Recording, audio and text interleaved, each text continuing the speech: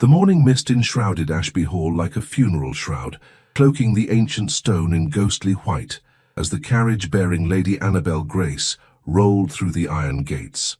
Within its confines, she sat motionless as a porcelain figurine, her gloved hands folded upon her lap with practiced perfection. The pale blue of her travelling gown seemed to fade against the ashen pallor of her complexion, betraying the trepidation she laboured to conceal. "We have arrived, my lady," announced the driver, his voice carrying a note of caution that did not escape Annabel's keen perception. The grand estate loomed before her, a testament to generations of wealth and power, soon to become her prison disguised as sanctuary. For Lady Annabel Grace, daughter of the disgraced Baron of Thornfield, had not chosen this fate. Rather, it had been thrust upon her with the ruthless efficiency of aristocratic calculation. "You shall marry the Duke of Ashby by month's end," her father had declared scarcely a fortnight prior. "His Grace requires a wife of suitable lineage, and our family requires his protection." The unspoken truth that their family teetered on the precipice of financial ruin had hung heavy in the room like poison. As she descended from the carriage, the wind caught at her cloak, revealing momentarily the delicate pearl necklace that had belonged to her mother, the sole possession she truly valued. The servants assembled to greet her maintained expressions of practiced indifference, yet she detected the whispers that would inevitably follow. "His Grace awaits in the library, my lady," intoned the butler, a man whose countenance bore the solemnity of a funeral director. "If you would be so good as to follow me." The corridors of Ashby Hall stretched endlessly before her, adorned with portraits of stern-faced ancestors whose eyes seemed to follow her progression with thinly veiled disapproval. The marble beneath her feet felt cold even through her slippers, portending the emotional chill that awaited. The library door swung open, revealing a cavernous chamber lined with leather-bound volumes from floor to ceiling. At its center, standing before the grand fireplace, was a figure whose very posture commanded the space around him. "Your Grace," the butler announced, "Lady Annabel Grace has arrived." Duke Rowan Hale turned slowly, his penetrating gaze falling upon her with the weight of appraisal. He was taller than she had anticipated, his broad shoulders accentuated by the precise cut of his burgundy coat. His features were striking rather than handsome, a strong jaw, prominent cheekbones, and eyes of such piercing green that Annabel found herself momentarily unable to maintain his gaze. "Lady Annabel," he addressed her, his voice deep and devoid of warmth, "your journey was tolerable, I trust." She executed a perfect curtsy, her deportment impeccable despite her inner turmoil. "Quite tolerable, Your Grace. The roads were most accommodating." "Indeed." He gestured dismissively to the butler. "That will be all, Hargrove." The door closed with a sound of finality that echoed in Annabel's chest. She stood alone with the man who would soon possess her name, her future, and her body, yet who regarded her with less interest than one might show a newly acquired hunting hound. "I presume your father explained the arrangement in adequate detail," the Duke continued, moving to pour himself a measure of amber liquid from a crystal decanter. "Our marriage shall take place on Saturday next. The ceremony will be modest but befitting our stations. I have arranged for a seamstress to attend to your wedding attire tomorrow morning." "Your Grace is most considerate," she replied, the words flowing automatically from years of practiced politeness. "Consideration has naught to do with it, Lady Annabel. This is a matter of practicality. You require the security of my name and fortune. I require an heir of suitable lineage. The transaction is straightforward." His candor, though wounding, was not unexpected. Annabel had harbored no romantic illusions about her impending marriage. Nevertheless, to have the clinical nature of their arrangement laid bare with such stark clarity caused her heart to constrict painfully within her chest. "I understand my duty, Your Grace," she responded softly, her fingers instinctively seeking the comfort of her mother's pearls. Something in her gesture caught his attention, for his gaze briefly flickered to her throat before returning to her face. For an instant, so fleeting she might have imagined it, something resembling genuine interest crossed his features. "Very good," he said, setting down his untouched drink. "You shall dine in your chambers tonight. Tomorrow we shall break our fast together, as I wish to discuss certain matters pertaining to the running of the household." As you wish, your grace. As she prepared to take her leave, the library door opened once more to admit a woman of striking presence. Tall and slender, with chestnut hair framing an oval face of uncommon beauty, she entered with the easy confidence of one thoroughly acquainted with her surroundings. "Ah, Rowan, there you are. I've been searching the entire—" The woman stopped abruptly upon noticing Annabel. "Oh, I beg your pardon. I did not realize you had company." The Duke's posture shifted subtly, a nearly imperceptible relaxation of his shoulders that spoke volumes to Annabel's observant eye. "Lady Selene Vale.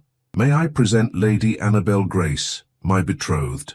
Lady Annabel, Lady Selene is my childhood companion." Lady Selene's hazel eyes widened briefly before her face composed itself into a polite smile. "Lady Annabel, what a pleasure to make your acquaintance at last. Forgive my intrusion. Had I known of your arrival, I would have postponed my visit." Before Annabel could formulate a response, another figure appeared at the doorway, a gentleman whose very presence seemed to alter the atmosphere of the room. Tall and elegantly attired in black, with silver accents that complemented his prematurely silvered temples, he possessed a cold handsomeness that was undeniable yet somehow discomforting. "My dear Duke," the newcomer drawled, his thin lips curving into a smile that failed to reach his steel-grey eyes. "How remiss of you not to inform me that your bride-to-be had arrived. I should have been at the entrance to welcome her properly." The temperature in the room seemed to drop by several degrees. The Duke's jaw tightened visibly as he regarded the interloper. "Lord Severin Ashford, I was unaware you remained on the premises. But of course, cousin, I could hardly abandon Ashby Hall at such a momentous time." Severin's gaze fell upon Annabel with an intensity that made her skin prickle with unease. "Lady Annabel, I am enchanted. Truly, Rowan has secured a jewel beyond price." As he stepped forward to take her hand, bringing it to his lips with exaggerated gallantry, a letter fell from his coat pocket to the floor between them. The Duke moved with surprising swiftness to retrieve it, but not before Annabel glimpsed the broken seal, a serpent coiled around a dagger. The Duke's fingers closed around the missive with unnecessary force. "Lady Annabel is fatigued from her journey. We shall continue introductions on the morrow." But Lord Severin appeared undeterred, his smile widening to reveal teeth too perfect, too white. "A wedding gift, Lady Annabel," he announced, producing a small velvet box from his pocket. "A trifle, but one I hope might please you." Inside lay a veil of the finest white silk, so delicate it seemed to flow like water between her fingers. "It is beautiful, my lord. I am most grateful for your thoughtfulness. It shall look magnificent against your golden hair on your wedding day," Severin remarked, his gaze lingering uncomfortably upon her face. "A symbol of purity and submission." The Duke's voice cut through the tension like a blade. "That will be all, Severin. Lady Selene, perhaps you might escort Lady Annabel to her chambers." As she departed, Annabel felt the weight of multiple gazes upon her back. Lady Selene's concerned, Lord Severin's predatory, and most disquieting of all, the Duke's inscrutable assessment. The walls of Ashby Hall suddenly seemed to close around her, and for the first time she questioned whether even her mother's pearls would be talisman enough to protect her from what lay ahead. For in the serpent's nest she had entered, her only armor was her dignity, and dignity, she feared, might prove insufficient against the machinations already in motion around her. Morning arrived at Ashby Hall, accompanied by a fine rain that veiled the gardens in diaphanous mist. Lady Annabel stood at her chamber window, observing the servants as they hurried about their duties, heads bowed against the persistent drizzle. She had slept poorly, her dreams haunted by serpent seals and cold assessing gazes. Her lady's maid, a slight nervous girl named Martha, had arranged her golden tresses in a simple yet elegant style, and helped her don a gown of pale lavender that Annabel hoped might convey appropriate modesty without suggesting drabness. The pearl necklace, as always, adorned her throat, a talisman of comfort in this unfamiliar realm. "His Grace awaits in the morning room, my lady," Martha informed her, eyes downcast. "He has requested your prompt attendance." "Thank you, Martha." Annabel drew a steadying breath. "Is there anything about the Duke's preferences at breakfast that I ought to know?" The maid hesitated, fingers twisting nervously in her apron. His Grace prefers silence while he reads his correspondence, my lady, and he dislikes any disturbance to his morning routine. Valuable intelligence, however obliquely conveyed. Annabel offered the girl a gentle smile of gratitude before making her way through the labyrinthine corridors of Ashby Hall. The morning room, when she reached it, proved unexpectedly welcoming. South-facing windows admitted what little sunlight penetrated the clouds, illuminating walls of pale blue and furnishings of polished walnut. Duke Rowan Hale sat alone at the breakfast table, his attention focused upon a sheaf of papers beside his plate. He rose at her entrance with mechanical courtesy, his expression impassive. "Lady Annabel," he acknowledged, waiting for her to be seated before resuming his own chair. "I trust your accommodations proved satisfactory." "Quite satisfactory, Your Grace. The chamber is most comfortable." A footman appeared silently at her elbow, serving tea and offering a selection of breakfast dishes. Annabel accepted a modest portion, mindful that appetite might be interpreted as vulgarity by one so fastidious as the Duke appeared to be. They ate in silence for several minutes, the Duke returning his attention to his correspondence, while Annabel sipped her tea and observed him surreptitiously. By daylight she could discern a faint scar near his temple, partially concealed by a lock of his dark hair. His hands, she noted, were strong and well-formed, yet bore calluses inconsistent with a life of aristocratic leisure. Eventually, he set aside his papers and fixed her with that penetrating green gaze. "The banns have been posted. The ceremony shall take place at St. Mary's Chapel on the estate grounds, with only essential witnesses in attendance. Subsequently, there shall be a dinner to introduce you to the local gentry of consequence." Annabel inclined her head in acknowledgement. "As you wish, Your Grace. Following our marriage, you will assume responsibility for the household management. Mrs. Winters, the housekeeper, will acquaint you with the staff and procedures. You will also be expected to fulfill certain social obligations as Duchess of Ashby. I shall endeavour to meet Your Grace's expectations in all matters." The Duke's lips compressed briefly. "See that you do. I have no patience for incompetence or impropriety. The Ashby name has remained untarnished for 7 generations. I do not intend for that to change during my stewardship." The implied criticism of her own family's recent disgrace was unmistakable, though tactfully indirect. Annabel felt colour rise to her cheeks, but maintained her composure. "I understand the importance of upholding the dignity of Your Grace's house." Before he could respond, the door opened to admit Lady Selene Vale. Today she wore a gown of deep blue that accentuated her graceful figure, her chestnut hair arranged in an elegant coiffure that framed her heart-shaped face to advantage. "Good morning, Rowan," she greeted warmly, before turning to Annabel with a smile that appeared genuinely welcoming. "Lady Annabel, how lovely you look this morning. That shade of lavender complements your complexion admirably." The Duke rose once more. "Lady Selene, you're earlier than expected." "Am I?" She accepted a cup of tea from the footman with a murmured thanks. "I thought we had agreed upon 10 o'clock for our ride, but perhaps I misremembered." "No, you are correct. I had momentarily forgotten our arrangement." His tone suggested that such forgetfulness was uncharacteristic, and Annabel noted the subtle tension in his posture. "Lady Annabel and I were discussing household matters." "How delightful," Lady Selene remarked, seating herself with fluid grace. "I should be most pleased to assist Lady Annabel in becoming acquainted with the neighbourhood families. There are many intricacies of local society that might prove beneficial to know." The Duke frowned slightly. "That is unnecessary. Mrs. Winters will provide all requisite information, but surely a housekeeper, however competent, cannot advise on the nuances of social relations," Lady Selene countered gently. "For instance, Lady Annabel should be forewarned about Lady Mirelle Thorne's unfortunate tendency to disseminate gossip, or Lord Severin's complicated history with the Ashby family." At the mention of Lord Severin, the Duke's expression darkened perceptibly. "Perhaps you are right.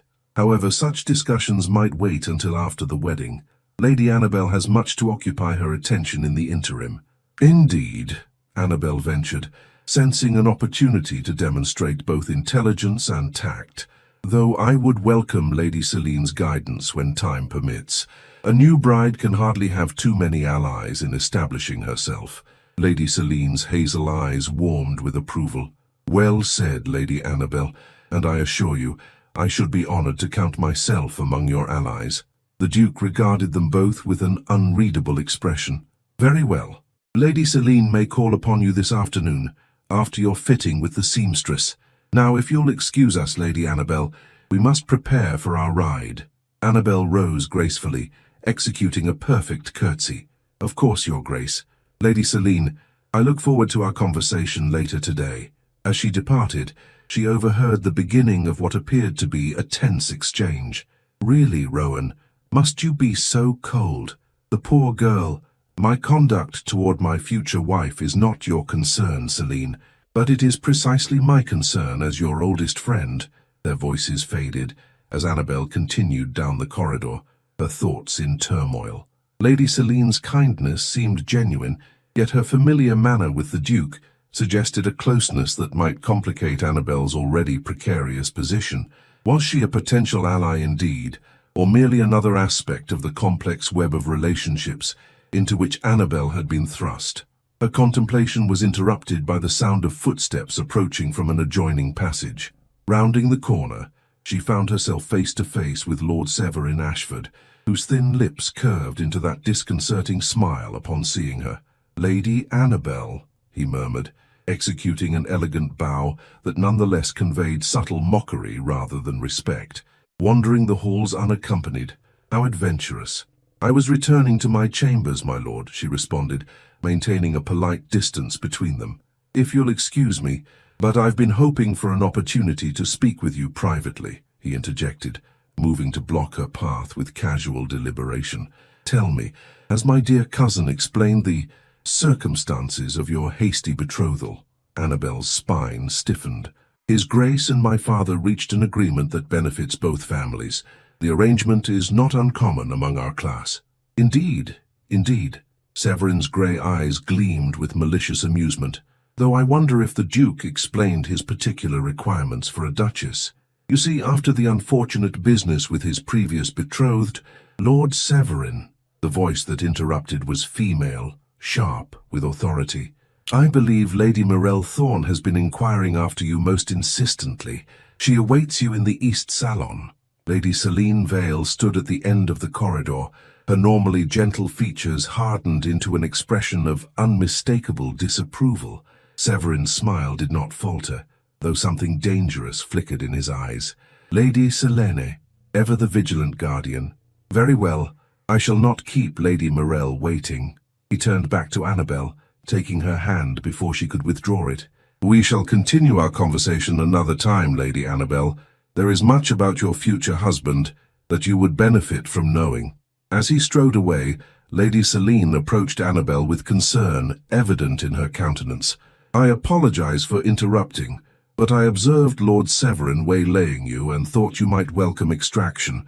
He can be overwhelming when first encountered." "Thank you," Annabel replied with genuine gratitude. "He seems most interested in discussing the Duke." Lady Celine's expression grew troubled.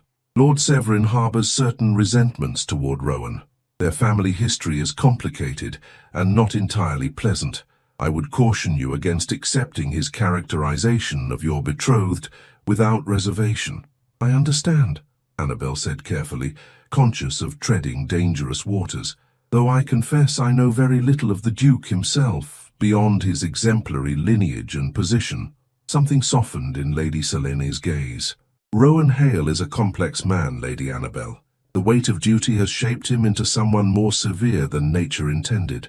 Beneath his austere exterior lies a man of profound integrity and unexpected compassion, though he guards those qualities as jealously as his family's honor." Before Annabel could respond to this intriguing assessment, the sound of approaching footsteps heralded the arrival of yet another unfamiliar figure. A woman of striking appearance, tall and elegant, with sharp features and assessing green eyes. "Lady Morell," Celine acknowledged, her tone cooling noticeably. "I believed you were entertaining Lord Severin in the East Salon. Did you?" The newcomer arched a perfectly shaped eyebrow, her gaze travelling over Annabel with undisguised curiosity. How odd, as I've only just arrived. Ah, this must be the Duke's latest acquisition.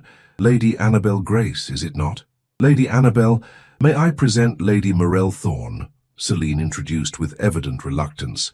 Her estate borders Ashby land to the east. Annabel cursed politely, recognizing instantly the barely concealed hostility beneath Lady Morell's sophisticated veneer. A pleasure, Lady Morell. Indeed. Lady Morell's smile was razor-sharp. Such a charming little arrangement. The Duke requires a wife of suitable bloodline, and Baron Thornfield's daughter requires rescue from her father's financial indiscretions. A perfect match, orchestrated by necessity rather than affection. The deliberate cruelty of the observation struck Annabel like a physical blow, but years of social training enabled her to maintain an outward composure. Marriage serves many purposes among our class, Lady Morell. Not all are romantic in nature. How pragmatic, Lady Morell observed with poisonous sweetness. Well, I wish you joy of your practical arrangement, though I wonder if you're fully prepared for the challenges of becoming Duchess of Ashby, particularly given the unique temperament of your future husband. Lady Celine intervened, her voice taut with suppressed anger. Lady Annabel is expected by the seamstress, Lady Morell. Perhaps your observations might wait for a more appropriate occasion. Of course. Far be it from me to delay the bride's preparations. Lady Morell executed a perfect curtsy that somehow conveyed profound disrespect. Until the wedding, Lady Annabel, I shall watch your performance as Duchess with the keenest interest. As Lady Morell departed, Annabel released a breath she hadn't realized she was holding. Lady Celine touched her arm gently. Pay her no mind. Morell Thorne has harbored ambitions regarding the Duke for years. Your betrothal has merely exacerbated her natural acidity. I see. Annabel glanced down at her hands, noting with dismay that they trembled slightly. It seems I have entered a battlefield, rather than a marriage, Lady Celine. In many ways they are not so different, Celine replied with unexpected candor. But take heart. You possess qualities that neither Morell nor Severin can comprehend. Dignity and genuine grace. These may prove more powerful weapons than their malice in time. As Lady Celine escorted her to the seamstress's temporary workshop, Annabel contemplated the complex web of relationships into which she had been thrust. The Duke, cold yet perhaps concealing depths. Lady Celine, seemingly an ally yet bound to the Duke by mysterious ties. Lord Severin with his venomous charm and hidden agenda. Lady Morell and her transparent hostility. And herself, a pawn moved by her father's hand into a game whose rules remained obscure. Yet as the seamstress draped rich ivory satin across her shoulders, Annabel caught her own reflection in the mirror. Her mother's pearls gleamed at her throat, and behind them, her eyes held a steady resolve that surprised even herself. "The veil, my lady?" the seamstress inquired, holding up Lord Severin's gift. "Shall we see how it complements the gown?" Annabel hesitated, recalling Severin's unsettling words, a symbol of purity and submission. "Yes," she decided finally, "but I shall wear it pinned differently than is customary, not to obscure my face entirely, but to frame it.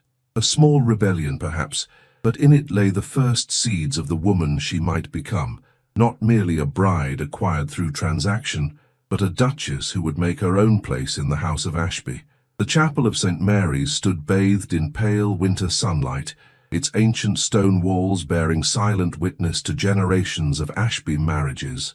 Through stained glass windows, jewel-toned light spilled across the worn flagstones, creating pools of ruby, sapphire, and emerald on the aisle that Lady Annabel Grace would soon traverse as a bride. In a small antechamber, Annabel sat motionless before a looking-glass, while Martha made final adjustments to her wedding attire. The gown of ivory satin fell in elegant folds from her slender waist, its bodice adorned with seed pearls that echoed the necklace at her throat. Her golden hair had been arranged in an intricate coiffure, with tendrils framing her face in a style both modest and becoming. "The veil, my lady?" Martha inquired, holding up the exquisite length of silk that Lord Severin had gifted. Annabel regarded it with mingled appreciation and misgiving. Despite its beauty, she could not forget the unsettling manner in which it had been presented, nor the calculating gleam in Severin's eyes as he had spoken of submission. Nevertheless, she inclined her head in acquiescence. "Yes, but arranged as we discussed. I wish my face to remain visible throughout the ceremony." As Martha carefully affixed the veil to her coiffure, allowing it to frame rather than obscure her features, Lady Selene Vale entered the chamber.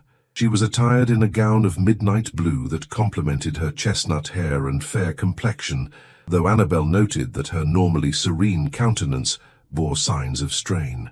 "Do you look beautiful, Lady Annabel?" Selene offered with apparent sincerity.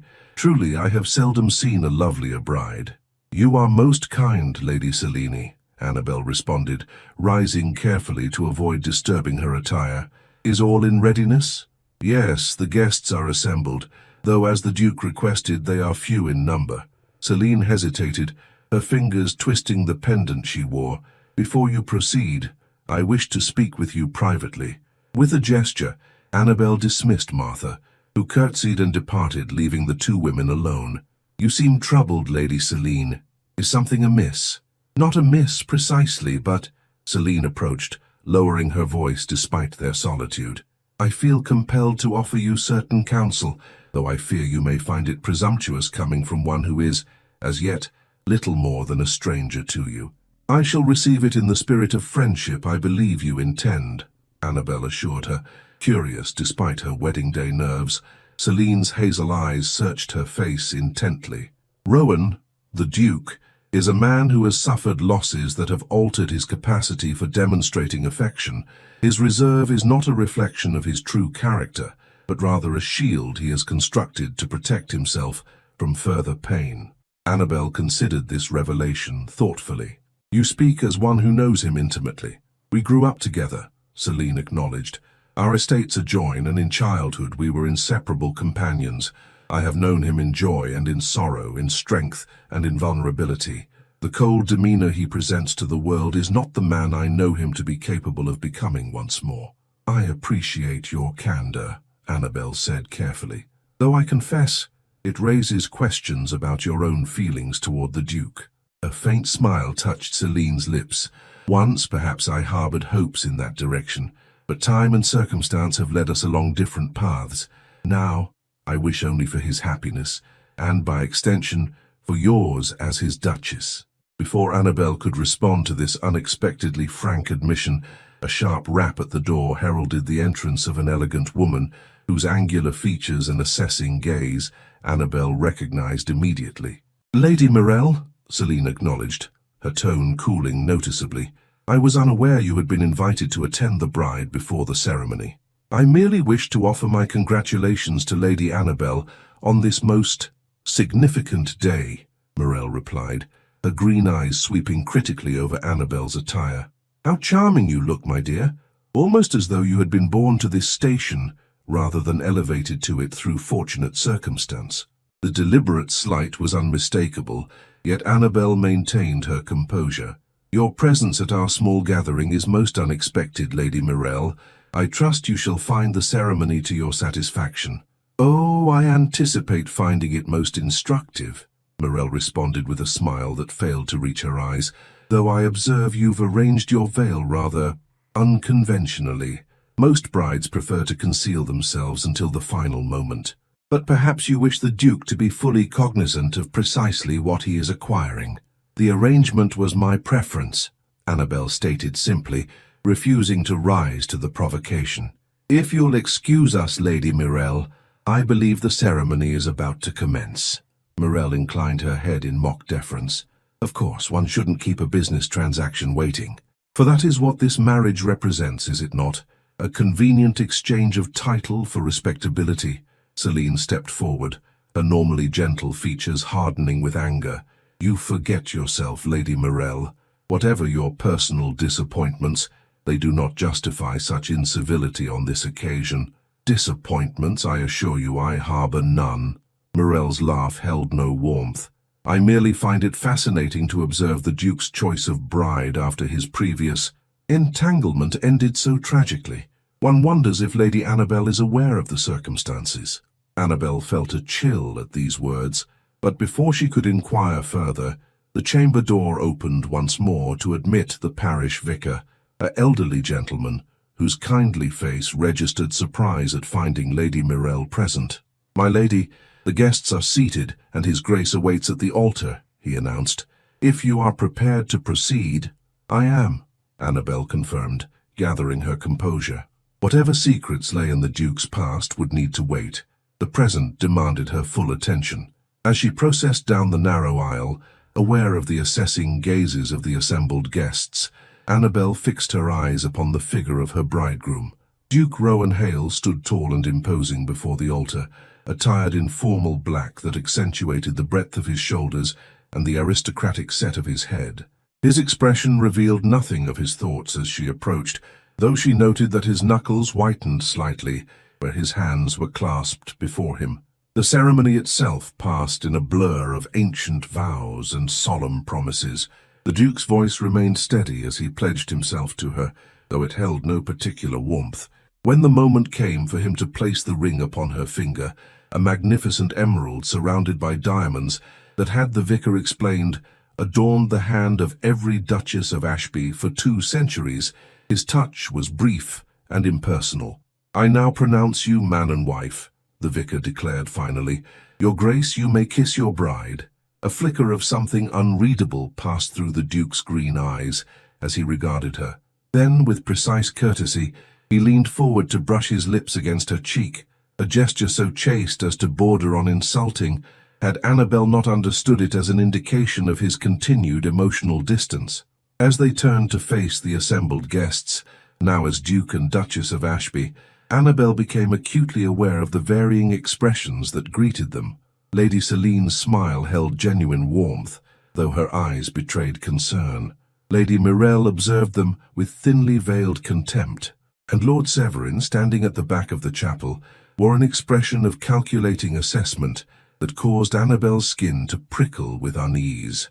The wedding breakfast that followed was held in the formal dining room of Ashby Hall, with the small company arranged along a table adorned with white roses and silver candelabra. Annabel, seated beside her new husband at the head of the table, maintained a gracious smile as she accepted congratulations and navigated the treacherous waters of aristocratic conversation. "Your new Duchess is a vision of loveliness, Rowan," Lady Mirelle remarked, raising her champagne glass in a toast that somehow conveyed mockery rather than celebration. "Such a fortunate match for both parties. The Duke gains a bride of suitable lineage, and Lady Annabel, forgive me, Her Grace, gains the protection of the Ashby name at a most opportune moment." The Duke's jaw tightened almost imperceptibly. "Indeed, Lady Mirelle, I count myself most fortunate." "As do we all," interjected Lord Severin smoothly, his grey eyes gleaming with malicious amusement. "Though one cannot help but recall your previous betrothal, cousin, let us hope this union proves more enduring." A palpable tension descended upon the gathering. The Duke's expression hardened into granite, while Lady Celine's face paled noticeably. Even Lady Mirelle appeared taken aback by Severin's brazen reference to what was evidently a painful topic. Sensing the need to diffuse the situation, Annabel placed her hand lightly upon her husband's arm, their first voluntary physical contact. "I understand the gardens at Ashby are renowned throughout the county, Your Grace. Perhaps when the weather improves, you might honor me with a tour of their particular beauties." The Duke glanced down at her hand, then met her gaze with an intensity that momentarily stole her breath. "The East Garden contains specimens collected by my grandmother from across the Empire," he responded, his voice noticeably gentler than before. "I believe you would find them of interest, particularly the conservatory." "The Duchess has an interest in botany?" inquired an elderly gentleman seated nearby, clearly relieved at the change of subject. "I have always found solace in growing things, Sir William," Annabel acknowledged, seizing the opportunity to establish herself as more than merely an advantageous match. "At my father's estate I maintained a modest garden of medicinal herbs." "How utterly domestic," Lady Mirelle commented, her tone suggesting this was hardly a compliment. "Though I wonder if such humble pursuits will satisfy Her Grace. now that she occupies so elevated a position. True nobility lies not in position, but in character, Lady Morel, Lady Celine interjected, her normally gentle voice carrying an unusual edge, a lesson some of us grasp more readily than others. Before Lady Morel could formulate a suitably venomous response, Lord Severin rose from his place, commanding the attention of the gathering with practiced ease.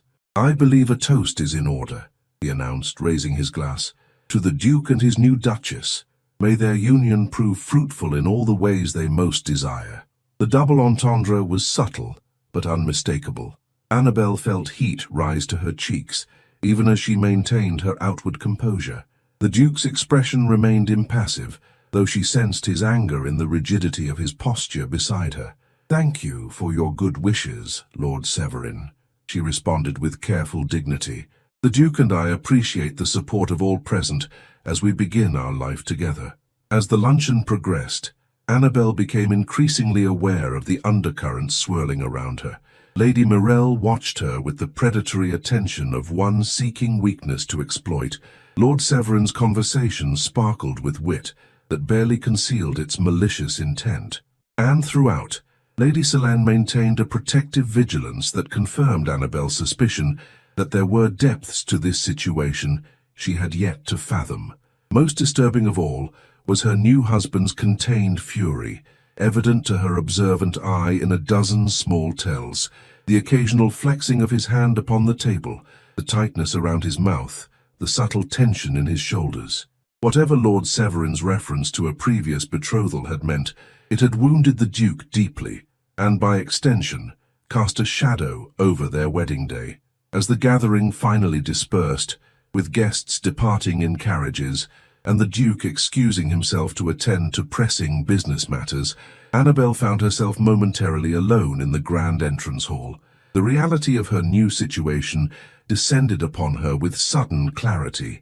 She was now Duchess of Ashby, mistress of this imposing estate, and wife to a man who regarded their marriage as a mere transaction, a man with secrets and wounds she could scarcely begin to comprehend. "Already abandoned on your wedding day," observed a silken voice behind her. "How inauspicious." Annabel turned to find Lord Severin regarding her with that unsettling smile. "My husband's responsibilities do not cease merely because we have wed, my lord. I neither expect nor require constant attendance." "How accommodating," he remarked, moving closer with feline grace, "though I wonder if such forbearance will extend to all aspects of your marriage. The Duke is a man of particular habits, after all. I fail to see how my husband's habits, or indeed any aspect of our marriage, could possibly be your concern, Lord Severin," Annabel replied with quiet firmness. Rather than taking offense, Severin appeared delighted by her response. "Spirit, how refreshing. I begin to understand Rowan's choice, though I doubt he fully appreciates what he has acquired." His grey eyes narrowed speculatively. "Tell me, does your new husband's reserve not wound your feminine sensibilities?" That perfunctory kiss at the altar spoke volumes about his enthusiasm for this union. Annabel maintained her composure with effort. "A public display of affection is hardly the measure of a marriage, my lord." "Perhaps not," he conceded with mock solemnity. "Though I confess, were you my bride, I should find it impossible to maintain such admirable restraint." The implied impropriety of his comment hung in the air between them, a deliberate provocation that Annabel chose to ignore. "If you'll excuse me, Lord Severin, I have duties to attend to as the new mistress of this household." As she made to pass him, he caught her wrist in a grip that, while not painful, was decidedly inappropriate. "One piece of advice, if I may, Duchess. When the Duke retires to his chamber tonight, alone as is his custom, do not take it as a reflection upon your charms. Some wounds run too deep for even the most enchanting bride to heal." Before Annabel could formulate a response to this shocking statement, another voice interrupted, cold with authority. "Remove your hand from my wife, Severin."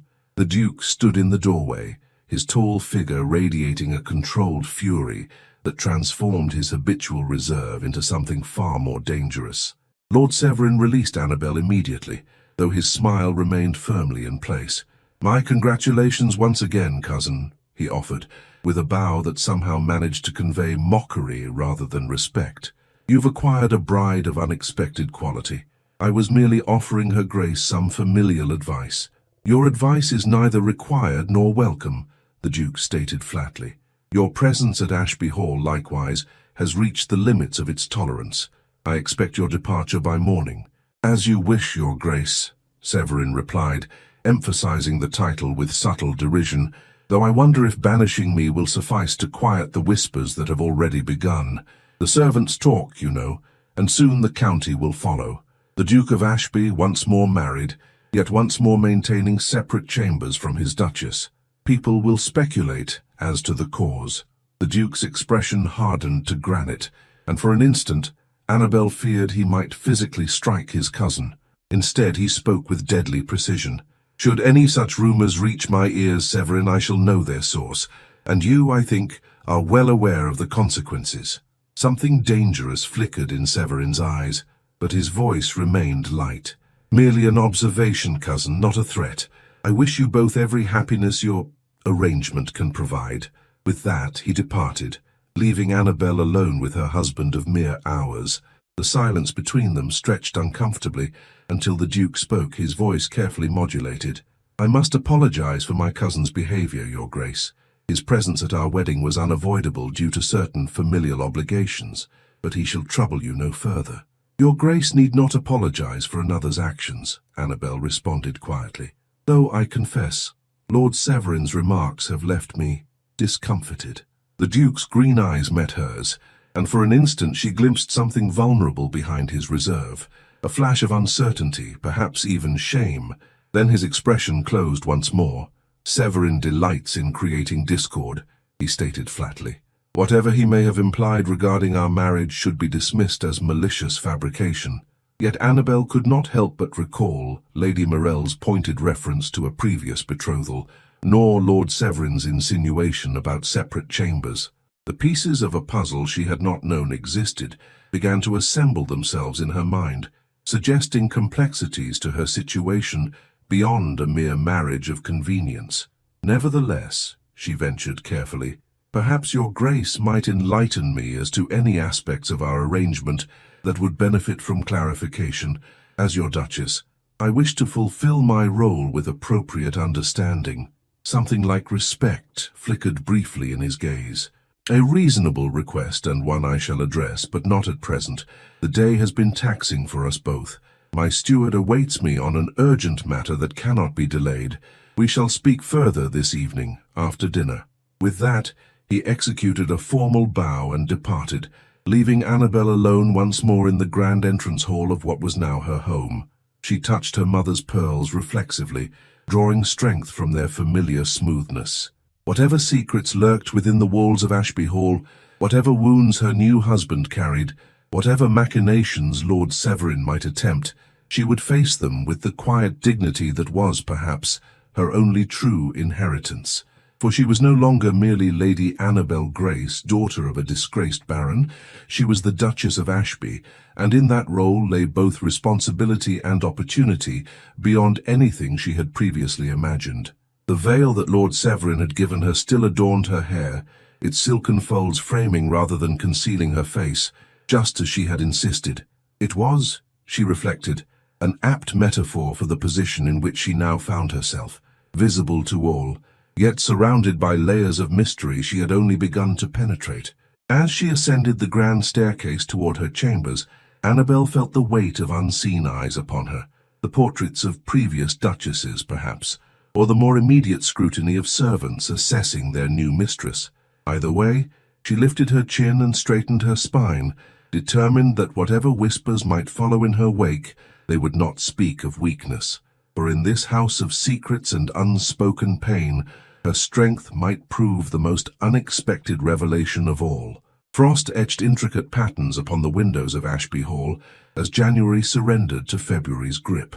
Within the grand mansion, Duchess Annabel Hale had gradually established a routine befitting her new station, though the chill that permeated the stone walls seemed to mirror the continuing emotional distance between herself and her husband. Their wedding night had concluded predictably, given Lord Severin's ominous insinuations. Following a formal dinner during which conversation remained polite but impersonal, the Duke had escorted her to the Duchess's suite, a sumptuous apartment that had clearly stood unoccupied for some time prior to her arrival. "These chambers are traditionally reserved for the Duchess of Ashby," he had explained, his voice carefully neutral. "I trust you will find them comfortable." "They are most elegant, Your Grace," she had responded, noting the fresh flowers that had been placed throughout the rooms, a thoughtful touch that seemed at odds with his continued formality. He had hesitated then, a fleeting uncertainty crossing his features.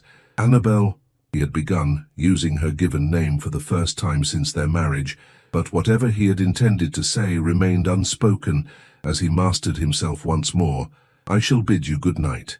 Sleep well." With that, he had departed to his own chambers, leaving the marriage unconsummated. In the fortnight since, he had not sought to visit her at night, maintaining an impeccably polite distance that left Annabel increasingly confused about her position. Was this merely his nature, as Lady Selene had implied, or was there some deeper reason he seemed unable to bridge the gap between duty and genuine connection? This morning, however, promised a break from their established pattern. The Duke had informed her at breakfast that a matter of business required his presence in London for several days, and he had, to her surprise, requested that she accompany him. "It would be appropriate to introduce you to certain society hostesses whose favor will be advantageous come the season," he had explained, his gaze focused on his correspondence rather than her face. "If this arrangement is agreeable to you." "Of course, Your Grace," she had replied, concealing her surprise at this unexpected development. "When do we depart?" "Tomorrow morning. Mrs. Winters will assist with the necessary preparations." Now, as Annabel supervised the packing of suitable attire for a brief London sojourn, she found her thoughts interrupted by a knock at her chamber door. Martha admitted Lady Selene Vale, whose frequent visits over the past fortnight had provided Annabel with both companionship and valuable insights into the local society she was expected to navigate. "Good morning, Your Grace," Selene greeted her warmly. "I understand congratulations are in order. Your first visit to London as Duchess of Ashby is a significant milestone." "You are well informed, as always," Annabel observed with a smile, dismissing Martha with a gesture. "Though I confess the invitation took me rather by surprise." Celine's expression grew thoughtful as she seated herself in a chair near the fire. "Rowan is not given to impulsive decisions. If he has decided to introduce you to London society now, rather than waiting for the season proper, he must have specific purpose in mind. Perhaps merely to distract from the continued whispers regarding our unusual marital arrangements," Annabel suggested quietly. Despite her best efforts to maintain dignity in her new role, she had become increasingly aware of the speculation that surrounded her marriage. The servants' carefully neutral expressions when she dined alone, the meaningful glances exchanged by tenants' wives when she visited the estate villages, even Lady Morell's thinly veiled inquiries during a recent social call, all indicated that the Duke's continued distance from his bride had not gone unremarked. Celine's gaze sharpened. "Has Rowan been unkind to you, Annabel?" "Not at all," she hastened to assure her friend. "He is unfailingly courteous. It is merely that courtesy, however impeccable, is a poor substitute for genuine connection." "And you desire such connection?" Selene inquired carefully. Annabel considered the question seriously. "I entered this marriage with realistic expectations, Lady Selene. I did not anticipate romantic devotion, but I had hoped, perhaps, for a partnership of mutual respect and purpose. Thus far, the Duke seems determined to maintain me as a decorative accessory to his position, rather than a true companion. Rowan guards himself most carefully since—" Selene hesitated, then continued with evident deliberation, "since certain events in his past left him wary of emotional entanglement. But I observe that he watches you, Annabel, when you are unaware. There is interest there, and perhaps more, though he struggles to express it." Before Annabel could inquire further about these tantalizing hints regarding her husband's past, they were interrupted by Martha's return, her face pale with agitation. "Your Grace, forgive the intrusion, but Lady Morell Thorne has arrived with most urgent news. She insists upon speaking with you immediately." Annabel exchanged a concerned glance with Celine. Lady Morel had made no secret of her disapproval regarding Annabel's elevation to Duchess, and her sudden appearance boded ill. Nevertheless, social obligation could not be ignored. "Show her in, Martha." Lady Morel swept into the chamber moments later, her elegant winter attire lending her an imposing presence despite her slender frame. Her keen eyes noted Lady Celine's presence with evident displeasure before she turned her attention to Annabel. "Your Grace, how fortunate I find you at home. I felt it my duty to call without delay when the news reached me." "What news, Lady Morel?" Annabel inquired, maintaining a calm she did not entirely feel. Morel's green eyes gleamed with poorly concealed satisfaction. "It concerns a certain publication in the London papers, a most distressing item that appears in this morning's edition. I took the liberty of bringing a copy, as I feared it might not have reached Ashby Hall yet." She produced a folded newspaper from her reticule, offering it with exaggerated solicitude. "The article in question appears on the society page. Most unfortunate timing given your imminent journey to town." Annabel accepted the paper with steady hands, unfolding it to reveal the indicated column. As she read, she felt the blood drain from her face. The item, though couched in the careful language of innuendo rather than direct accusation, implied that the Duke of Ashby's recent marriage was already proving as unfulfilling as his previous betrothal had been, with separate chambers and separate lives becoming evident to even the most casual observer. "How distressing indeed that such falsehoods should be published," Lady Celine interjected, having read the article over Annabel's shoulder. "Though perhaps not surprising, given how eagerly some delight in spreading malicious gossip." A pointed gaze at Lady Morel left little doubt as to whom she suspected of being the source of the information. Morel, however, appeared unperturbed by the implied accusation. "I merely thought her Grace should be prepared for the reception she might encounter in London," she responded with a thin smile. "Society can be most unforgiving toward those who fail to meet its expectations." Annabel carefully refolded the newspaper, her mind racing as she considered the implications of this public airing of private matters. "Your concern is noted, Lady Morel. However, the Duke and I are quite capable of addressing any misconceptions regarding our marriage without assistance." "Of course," Morel conceded with mock deference, "though I wonder if the Duke is aware of this latest development. Perhaps someone ought to inform him before your departure tomorrow." "I shall attend to that matter personally," Annabel stated firmly, rising to signal the conclusion of their interview. "Thank you for bringing this to my attention, Lady Morel. Martha will see you out." After Morel's departure, Annabel sank back into her chair, the newspaper clutched in her trembling hands. "This is Lord Severin's doing," she murmured. "His parting threat about whispers spreading has materialized with remarkable speed." "Undoubtedly," Celine agreed, her normally gentle features hardened with anger. Though Morel clearly took pleasure in being the bearer of such tidings, she still harbors hopes regarding Rowan, despite his clear disinterest. "What concerns me more is how the Duke will react," Annabel confessed. "He values the Ashby reputation above all else. This public speculation regarding our marriage will wound him deeply."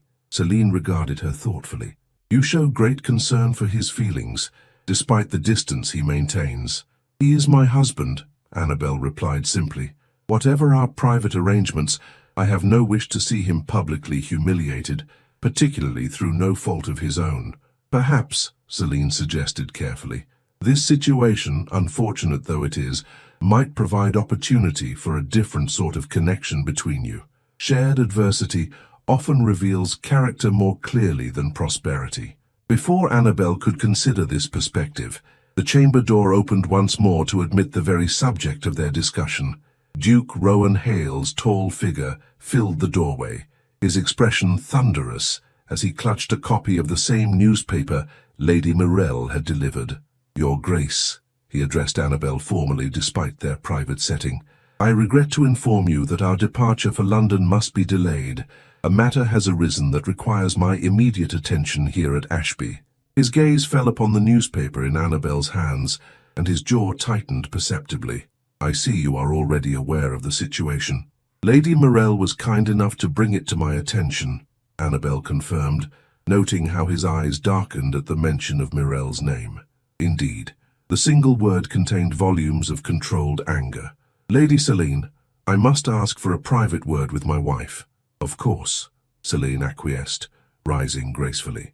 As she passed the Duke, she touched his arm briefly, a gesture of such natural intimacy that Annabel felt a sudden, sharp pang of envy. "Remember, she is not your enemy in this, Rowan." After Selene's departure, an uncomfortable silence descended upon the chamber. The Duke remained standing, his posture rigid with barely contained emotion. Annabel, determined to approach the situation with dignity rather than defensiveness, waited for him to speak. "This," he finally stated, gesturing with the newspaper, "is precisely what I had hoped to avoid by our journey to London. A public appearance together would have quelled speculation. Now it seems the damage is already done." "The damage may be mitigated, Your Grace," Annabel suggested carefully, "if we proceed with our original plan and present ourselves as a united couple in society. These rumors will lose potency." The Duke regarded her with evident surprise. "Do you still wish to accompany me to London? Despite this public humiliation, I fail to see how hiding at Ashby Hall would improve matters," she responded with quiet firmness. "And while the article's implications are distasteful, they constitute humiliation only if we grant them such power."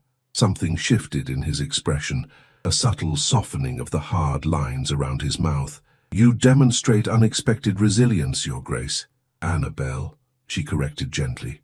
"If we are to present ourselves convincingly as a contented couple, perhaps we might begin by using each other's given names in private." A faint flush colored his cheekbones. "Annabel," he acknowledged, "and you may call me Rowan if you wish." "Thank you, Rowan." The name felt strange upon her tongue, but not unpleasantly so. "May I ask who you believe to be the source of this article? My suspicion falls upon your cousin." The Duke, Rowan, moved to the window, his profile severe against the winter light. "Undoubtedly Severin's hand is evident in this, though I suspect Lady Mirel may have contributed her own observations. She has made little secret of her disappointment regarding my choice of bride." "Her disappointment or her jealousy?" Annabel inquired, emboldened by their new, fragile intimacy. Rowan turned to regard her with evident surprise. "Jealousy? Surely you misinterpret her interest. Lady Mirel has long positioned herself as an arbiter of local society, but she has never indicated romantic aspirations toward me." The male blindness to such matters might have amused Annabel under different circumstances. As it was, she merely noted, "I believe Lady Selene would disagree with your assessment." "Perhaps," he conceded, returning to their more pressing concern. "Regardless of its source, this article presents us with a challenge that must be addressed decisively." "I agree," Annabel responded, "though I confess I am uncertain as to the most effective approach." Rowan's expression grew thoughtful.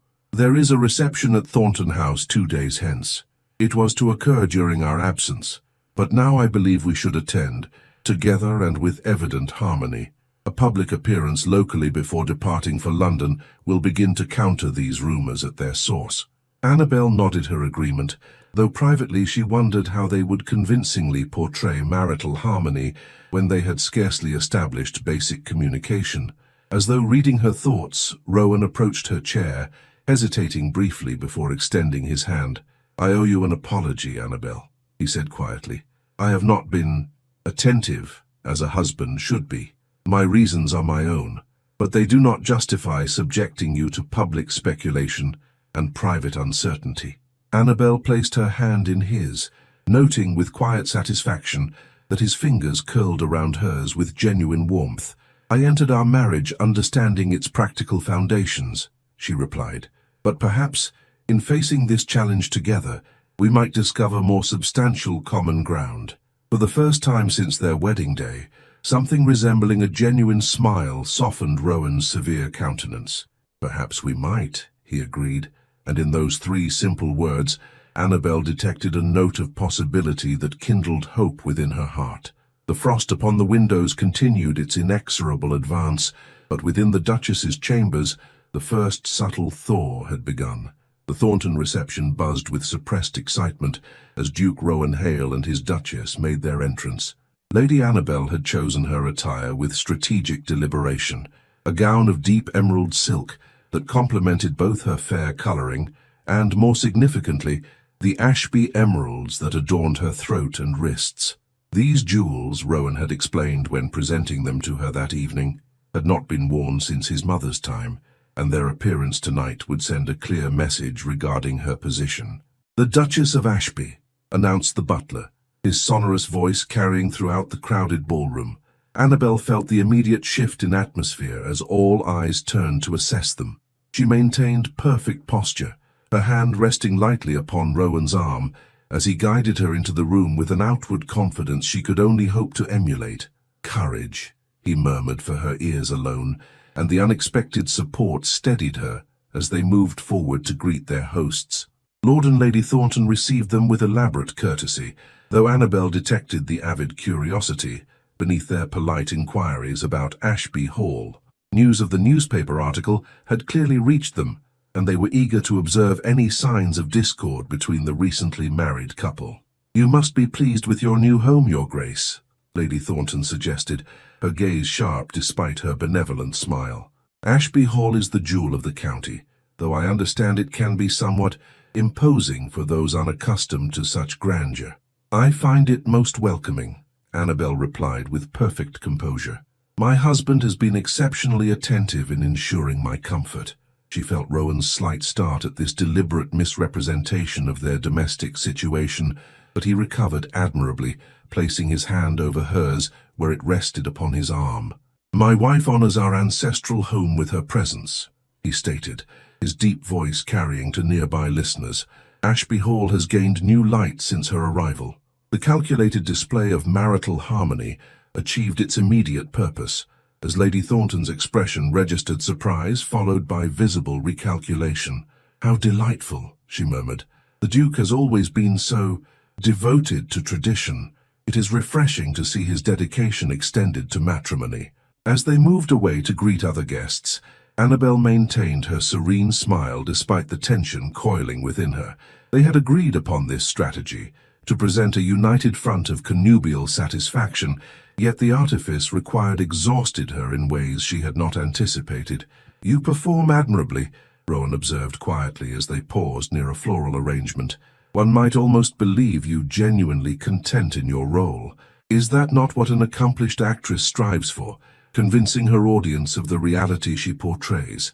Annabel returned, matching his low tone. Something flickered in his eyes. Surprise, perhaps, at her spirited response. "Indeed, though I find myself curious as to how much is performance and how much truth." Before she could formulate a response to this unexpectedly personal inquiry, they were approached by an elegant couple whose immediate deference to Rowan marked them as significant figures in local society. "Your Grace," the gentleman addressed Rowan with obvious respect, before turning to Annabel. "And Your Grace, may I present my wife, Lady Catherine Blackwood? We are delighted to make your acquaintance at last." "Lord and Lady Blackwood are among our closest neighbours," Rowan explained to Annabel. "Their estate adjoins Ashby Land to the north. We were so disappointed to miss your wedding," Lady Catherine expressed with apparent sincerity. "An unavoidable family matter called us to Scotland, but I must say the Ashby emeralds have never been displayed to greater advantage than they are this evening." The deliberate compliment, focusing on Annabel's adornment with the ducal jewels rather than any personal attribute, nevertheless represented a social victory.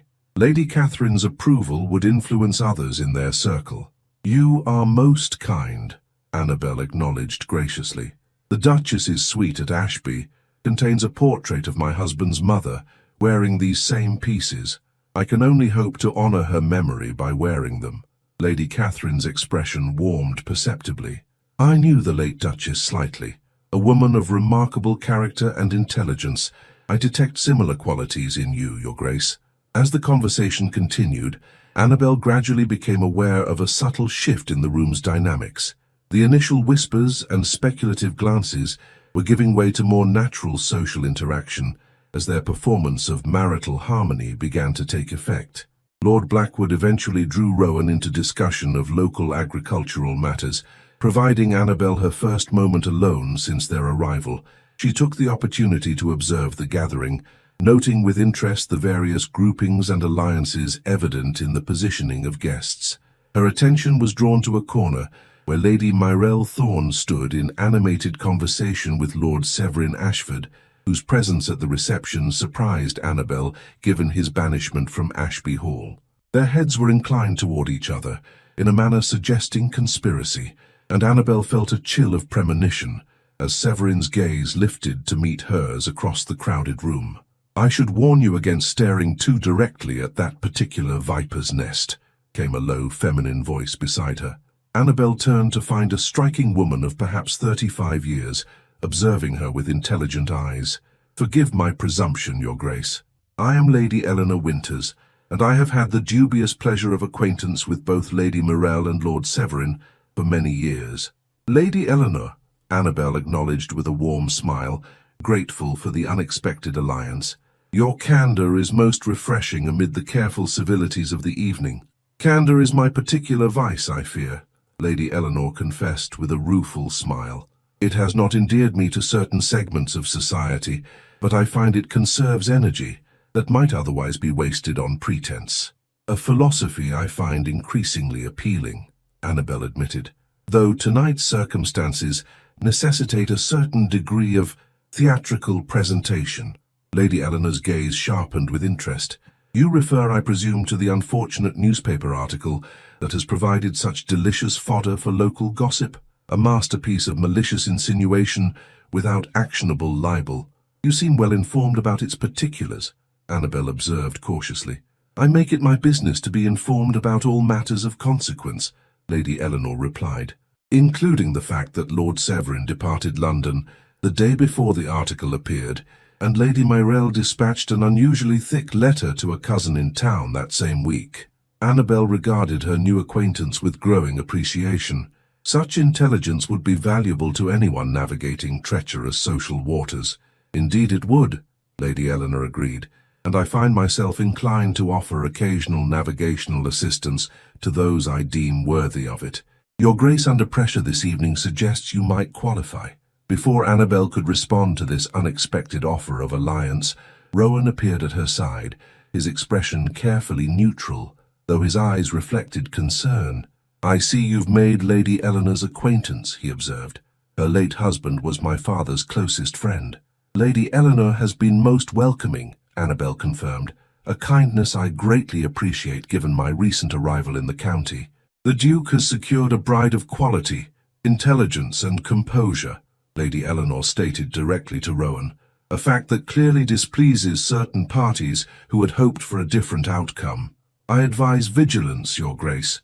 The opening salvo has been fired, but the campaign is far from concluded." Rowan's jaw tightened almost imperceptibly. "Your concern is noted, Lady Eleanor, though I believe my wife and I are equal to whatever challenges may arise." "I sincerely hope so," Lady Eleanor responded, her gaze moving meaningfully toward the corner where Severin and Myrelle continued their tete-a-tete. "For I fear the challenges may prove more substantial than mere gossip." With that cryptic warning, she excused herself, leaving Annabel with a renewed sense of unease despite the evening's apparent social success. Rowan seemed similarly affected, his posture tense as he surveyed the gathering. "We should circulate further," he suggested, offering his arm once more. "There are several influential matrons whose approval would be advantageous." As they moved through the room, maintaining their facade of marital contentment, Annabel became increasingly aware of Severin's calculating gaze following their progress. Whatever his purpose in attending tonight's reception, it boded ill for their efforts to quell the rumors surrounding their marriage. Her suspicions were confirmed when, during a moment while Rowan was engaged in conversation with the local magistrate, Lord Severin approached her with practiced nonchalance. "Duchess," he greeted her, his thin lips curved in that unsettling smile she had come to distrust. "How magnificent you look this evening. The Ashby emeralds become you remarkably, though I confess surprise at seeing them adorning your person. My cousin has traditionally been most selective regarding their display." My husband generously insisted upon their removal from the vault for this occasion, Annabel responded, with deliberate emphasis on the word husband. How gratifying that he acknowledges your position so publicly, Severin remarked with studied casualness, though one wonders if such acknowledgement extends to the private sphere. The servants at Ashby have always been discreetly observant regarding the Duke's habits. The insinuation was unmistakable, confirming Annabel's suspicion that the servants' reports had contributed to the damaging newspaper article. Before she could formulate an appropriately cutting response, Lady Selene Vale materialized at her side, her normally gentle countenance hardened with evident displeasure. "Lord Severin," Selene addressed him with chilly formality, "how unexpected to find you in attendance tonight. I was under the impression your business interests had called you to London indefinitely. My dear Lady Selene, ever vigilant in the Duke's affairs," Severin returned, his smile never reaching his cold eyes. "My business concluded more rapidly than anticipated, allowing me the pleasure of returning to our little society. I could hardly resist the opportunity to observe the Duke's new bride making her first formal appearance. Your observation has been noted and is no longer required," Selene stated flatly. "The Duchess and I have matters to discuss." With clear reluctance, Severin executed a formal bow. "I shall withdraw, though not before congratulating Her Grace on her performance this evening. Most convincing indeed." As he departed, Annabel released a breath she hadn't realized she was holding. "Thank you for your intervention, Lady Selene."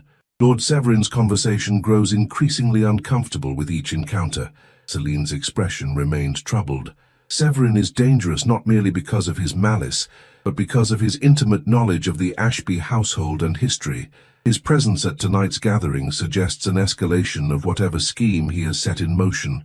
Lady Eleanor Winters offered a similar warning, Annabel confided, "though neither she nor you have explained precisely what I should guard against, beyond malicious gossip." Selene hesitated, clearly weighing her response carefully.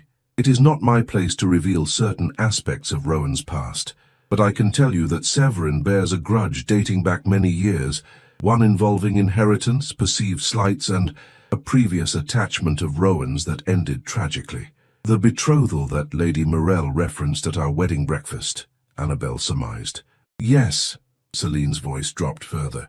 "Rowan was engaged to Lady Helena Blackwood, Lord and Lady Blackwood's daughter. She died under circumstances that caused considerable pain to all involved. Severin exploited the situation then, and I fear he intends to use your marriage as another opportunity to wound Rowan deeply." This revelation, though still frustratingly incomplete, nevertheless provided context for much that had puzzled Annabel about her husband's behavior. Before she could press for further details, Rowan rejoined them, his expression suggesting he had observed her conversation with Severin. "I see my cousin has made his presence known to you," he remarked, his voice carefully controlled. "I apologize for any discomfort his attention may have caused." "Your wife handled the encounter with admirable composure," Selene assured him, "though I believe the time has come for more substantive measures than mere social appearances, Rowan. Annabel deserves to understand the currents in which she has been immersed." Something like pain flickered across his features. "Not here, Selene." "Then when?" she challenged with the freedom of long acquaintance. "Will you wait until Severin's machinations cause irreparable damage? Consider what is at stake." An unspoken communication seemed to pass between them, reinforcing Annabel's awareness of their deep connection, a connection she could not help but envy despite herself. Finally, Rowan nodded almost imperceptibly. "Tonight," he conceded, "after we return to Ashby Hall." The remainder of the evening passed in a blur of introductions and carefully maintained social pleasantries. Annabel performed her role as Duchess with flawless precision, yet beneath her composed exterior, anticipation and apprehension battled for supremacy. Whatever revelations awaited her at Ashby Hall, she sensed they would fundamentally alter the course of her marriage. As their carriage finally conveyed them homeward through the winter darkness, silence reigned between them, not the customary silence of emotional distance, but rather the charged quiet of impending disclosure. Annabel observed her husband's profile in the dim light of the carriage lanterns. noting the tension evident in the set of his jaw and the slight furrow between his brows. "You performed admirably this evening," he finally stated, his deep voice quiet in the confines of the carriage. "Lady Blackwood's approval in particular represents a significant social victory. She mentioned knowing your mother," Annabel responded, seeking neutral ground before their inevitable confrontation. "Was their acquaintance close?" "My mother maintained few close friendships," Rowan replied, his gaze fixed on the darkness beyond the carriage window. "The responsibilities of her position occupied most of her attention, but she respected Catherine Blackwood's intelligence and discretion." Annabel hesitated, then ventured carefully, "Lady Blackwood's daughter, was she the Helena to whom you were previously betrothed?" Rowan's head turned sharply, his green eyes reflecting surprise, and then a flash of something darker. "Celine has been informing you of my past, it seems." "Only in fragments," Annabel assured him, "and only, I believe, because she fears Lord Severin intends to use that past to cause fresh pain in the present." The carriage wheels crunched on the gravel drive of Ashby Hall before Rowan could respond. As they entered the grand foyer, he dismissed the waiting servants with a gesture before turning to Annabel. "My study," he stated simply. "What must be said requires privacy."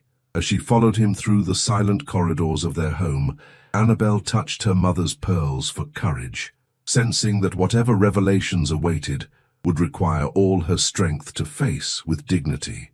The Duke's study embodied the essence of masculine power and ancestral authority. Oak-paneled walls lined with leather-bound volumes rose to a coffered ceiling, while a fire blazed in the massive stone hearth, casting dancing shadows across the room. Rowan moved to stand before the flames, his broad shoulders silhouetted against their light, while Annabel seated herself in one of the wingback chairs positioned nearby. For several long moments, silence reigned between them. Annabel waited patiently, recognizing that whatever revelations her husband intended required careful approach. Finally, he spoke without turning. "You have conducted yourself with remarkable dignity since our marriage, Annabel. Despite circumstances that might have justified complaint or resentment, you have maintained both composure and loyalty. For that, I owe you my gratitude, and more significantly, my honesty." "I would value your honesty above your gratitude, Rowan," she responded quietly. He nodded, then turned to face her, his expression grave. "You know I believe that I was previously betrothed to Lady Helena Blackwood. What you cannot know is that our engagement ended with her death, a death for which I bear significant responsibility." Annabel's breath caught at this stark admission, but she maintained her outward calm. "I cannot imagine you directly harming anyone, least of all a woman to whom you were betrothed." A bitter smile twisted his lips. "Not directly, perhaps, but negligence and pride can prove as deadly as deliberate action." He moved to a small cabinet, retrieving a crystal decanter and 2 glasses. "Will you take a measure of brandy? What follows is not easily recounted, nor, I suspect, easily heard." Annabel accepted the offered glass, though she merely held it rather than drinking. "I am prepared to listen, whatever the difficulty." Rowan took a swallow of his own brandy before continuing. "Helena Blackwood and I had known each other since childhood. Our families had long anticipated our eventual union, and when we came of age, the betrothal was formalized with universal approval. She was beautiful, accomplished, and possessed of a gentleness that complemented my more severe nature." He paused, his gaze distant as if seeing into the past. "Severin was present at Ashby Hall for the engagement celebration. He and I had never been close. A childhood rivalry had hardened into adult antipathy, but as my nearest male relative, his attendance was obligatory. During the festivities, I observed him in what appeared to be intimate conversation with Helena. When questioned later, she admitted he had made inappropriate advances, which she had firmly rejected. Annabel noted the tension in his hands as he gripped his glass. "Rather than confronting Severin directly, I chose to handle the matter through formal channels, reporting his behavior to the family elders. This approach, while procedurally correct, wounded his pride deeply. He departed Ashby Hall in disgrace, but not before vowing that I would regret my pompous adherence to protocol at the expense of familial loyalty, as he termed it." Rowan returned to the fire, staring into its depths as he continued. 3 weeks later, an anonymous letter was delivered to Lord Blackwood, containing allegations regarding Helena's virtue and suggesting impropriety between her and a young groom on their estate. The accusations were entirely fabricated, but coming as they did from an apparently credible source, they caused immediate scandal. Severin, Annabel surmised quietly. Undoubtedly, though it could never be proven. When confronted with the allegations, his voice faltered momentarily. I did not immediately defend Helena with the vigor the situation demanded. Instead, I expressed a desire to investigate the claims thoroughly before rendering judgment. My concern for the Ashby reputation, my cursed pride, led me to hesitate when unflinching support was required. The pain in his voice was palpable now, raw and undiminished by the passage of time. Helena, devastated by both the accusations and my failure to stand unequivocally beside her, fled into the night. Her horse bolted during a sudden storm and she was thrown. By the time she was found, it was too late. She died of her injuries the following day, without regaining consciousness. Annabel's heart constricted at the tragedy of it, not merely Helena's death, but the burden of guilt Rowan had carried in its wake. You could not have foreseen such an outcome, she offered gently. Perhaps not, he acknowledged, his voice hollow. But had I placed Helena's well-being above my concern for propriety and reputation, she would never have fled alone into the darkness. My hesitation cost her life and destroyed any possibility of happiness I might otherwise have known. He turned to face her directly, his green eyes haunted. Following her funeral, I discovered among her possessions a letter addressed to me. In it, she had written of her love, her fear of the scandal engulfing her, and her desperate hope that I would prove her champion against the whispers. That letter has served as both indictment and sentence these past 4 years. Annabel set aside her untouched brandy, absorbing the full weight of his confession. And this is why you have maintained emotional distance in our marriage, she concluded softly. Not mere indifference, but a form of self-punishment.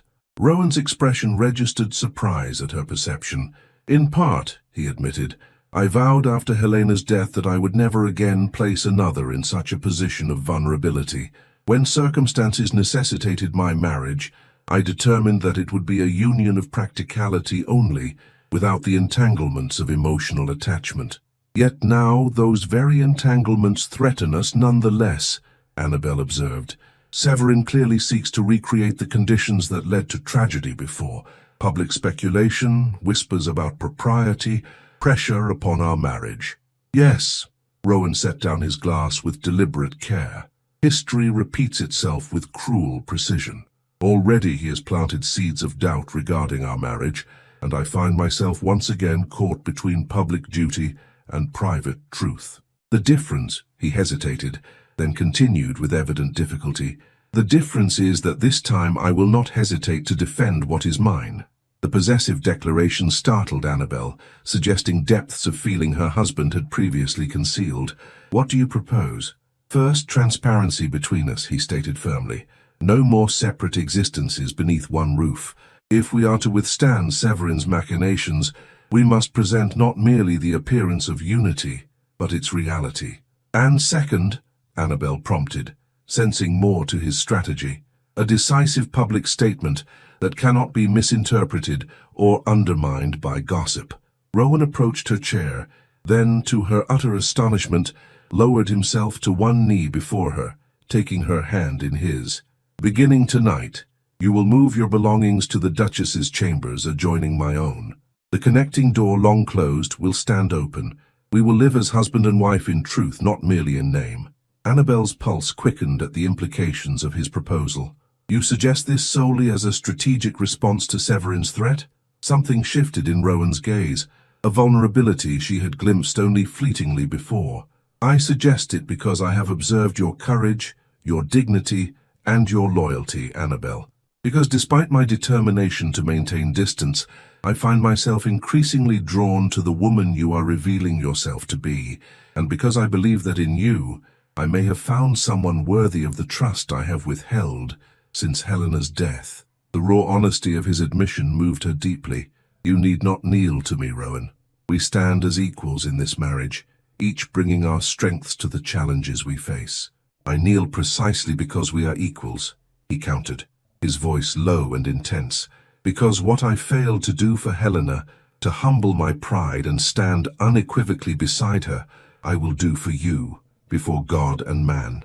I kneel not in weakness, but in the strength of commitment. As he spoke these words, still kneeling before her, the study door opened without warning to admit Lady Morell Thorne, who stopped abruptly at the tableau before her.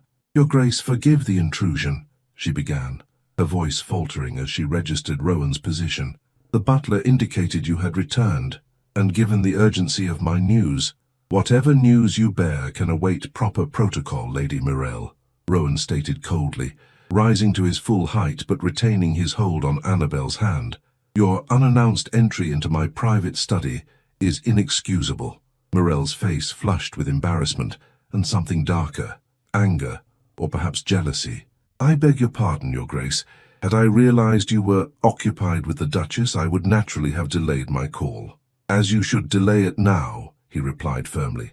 "Return tomorrow at a proper hour, and we shall receive you in the drawing-room, as befits a social call." For an instant raw emotion flashed across Morell's controlled features, a glimpse of the depth of her feelings for Rowan that confirmed Annabel's earlier suspicions. Then her mask of civility returned, though her voice carried an edge of bitterness. "As you wish, Your Grace, though I think you might wish to hear what Lord Severin was overheard saying at the Thornton reception after your departure. It concerned certain financial matters affecting Ashby's holdings."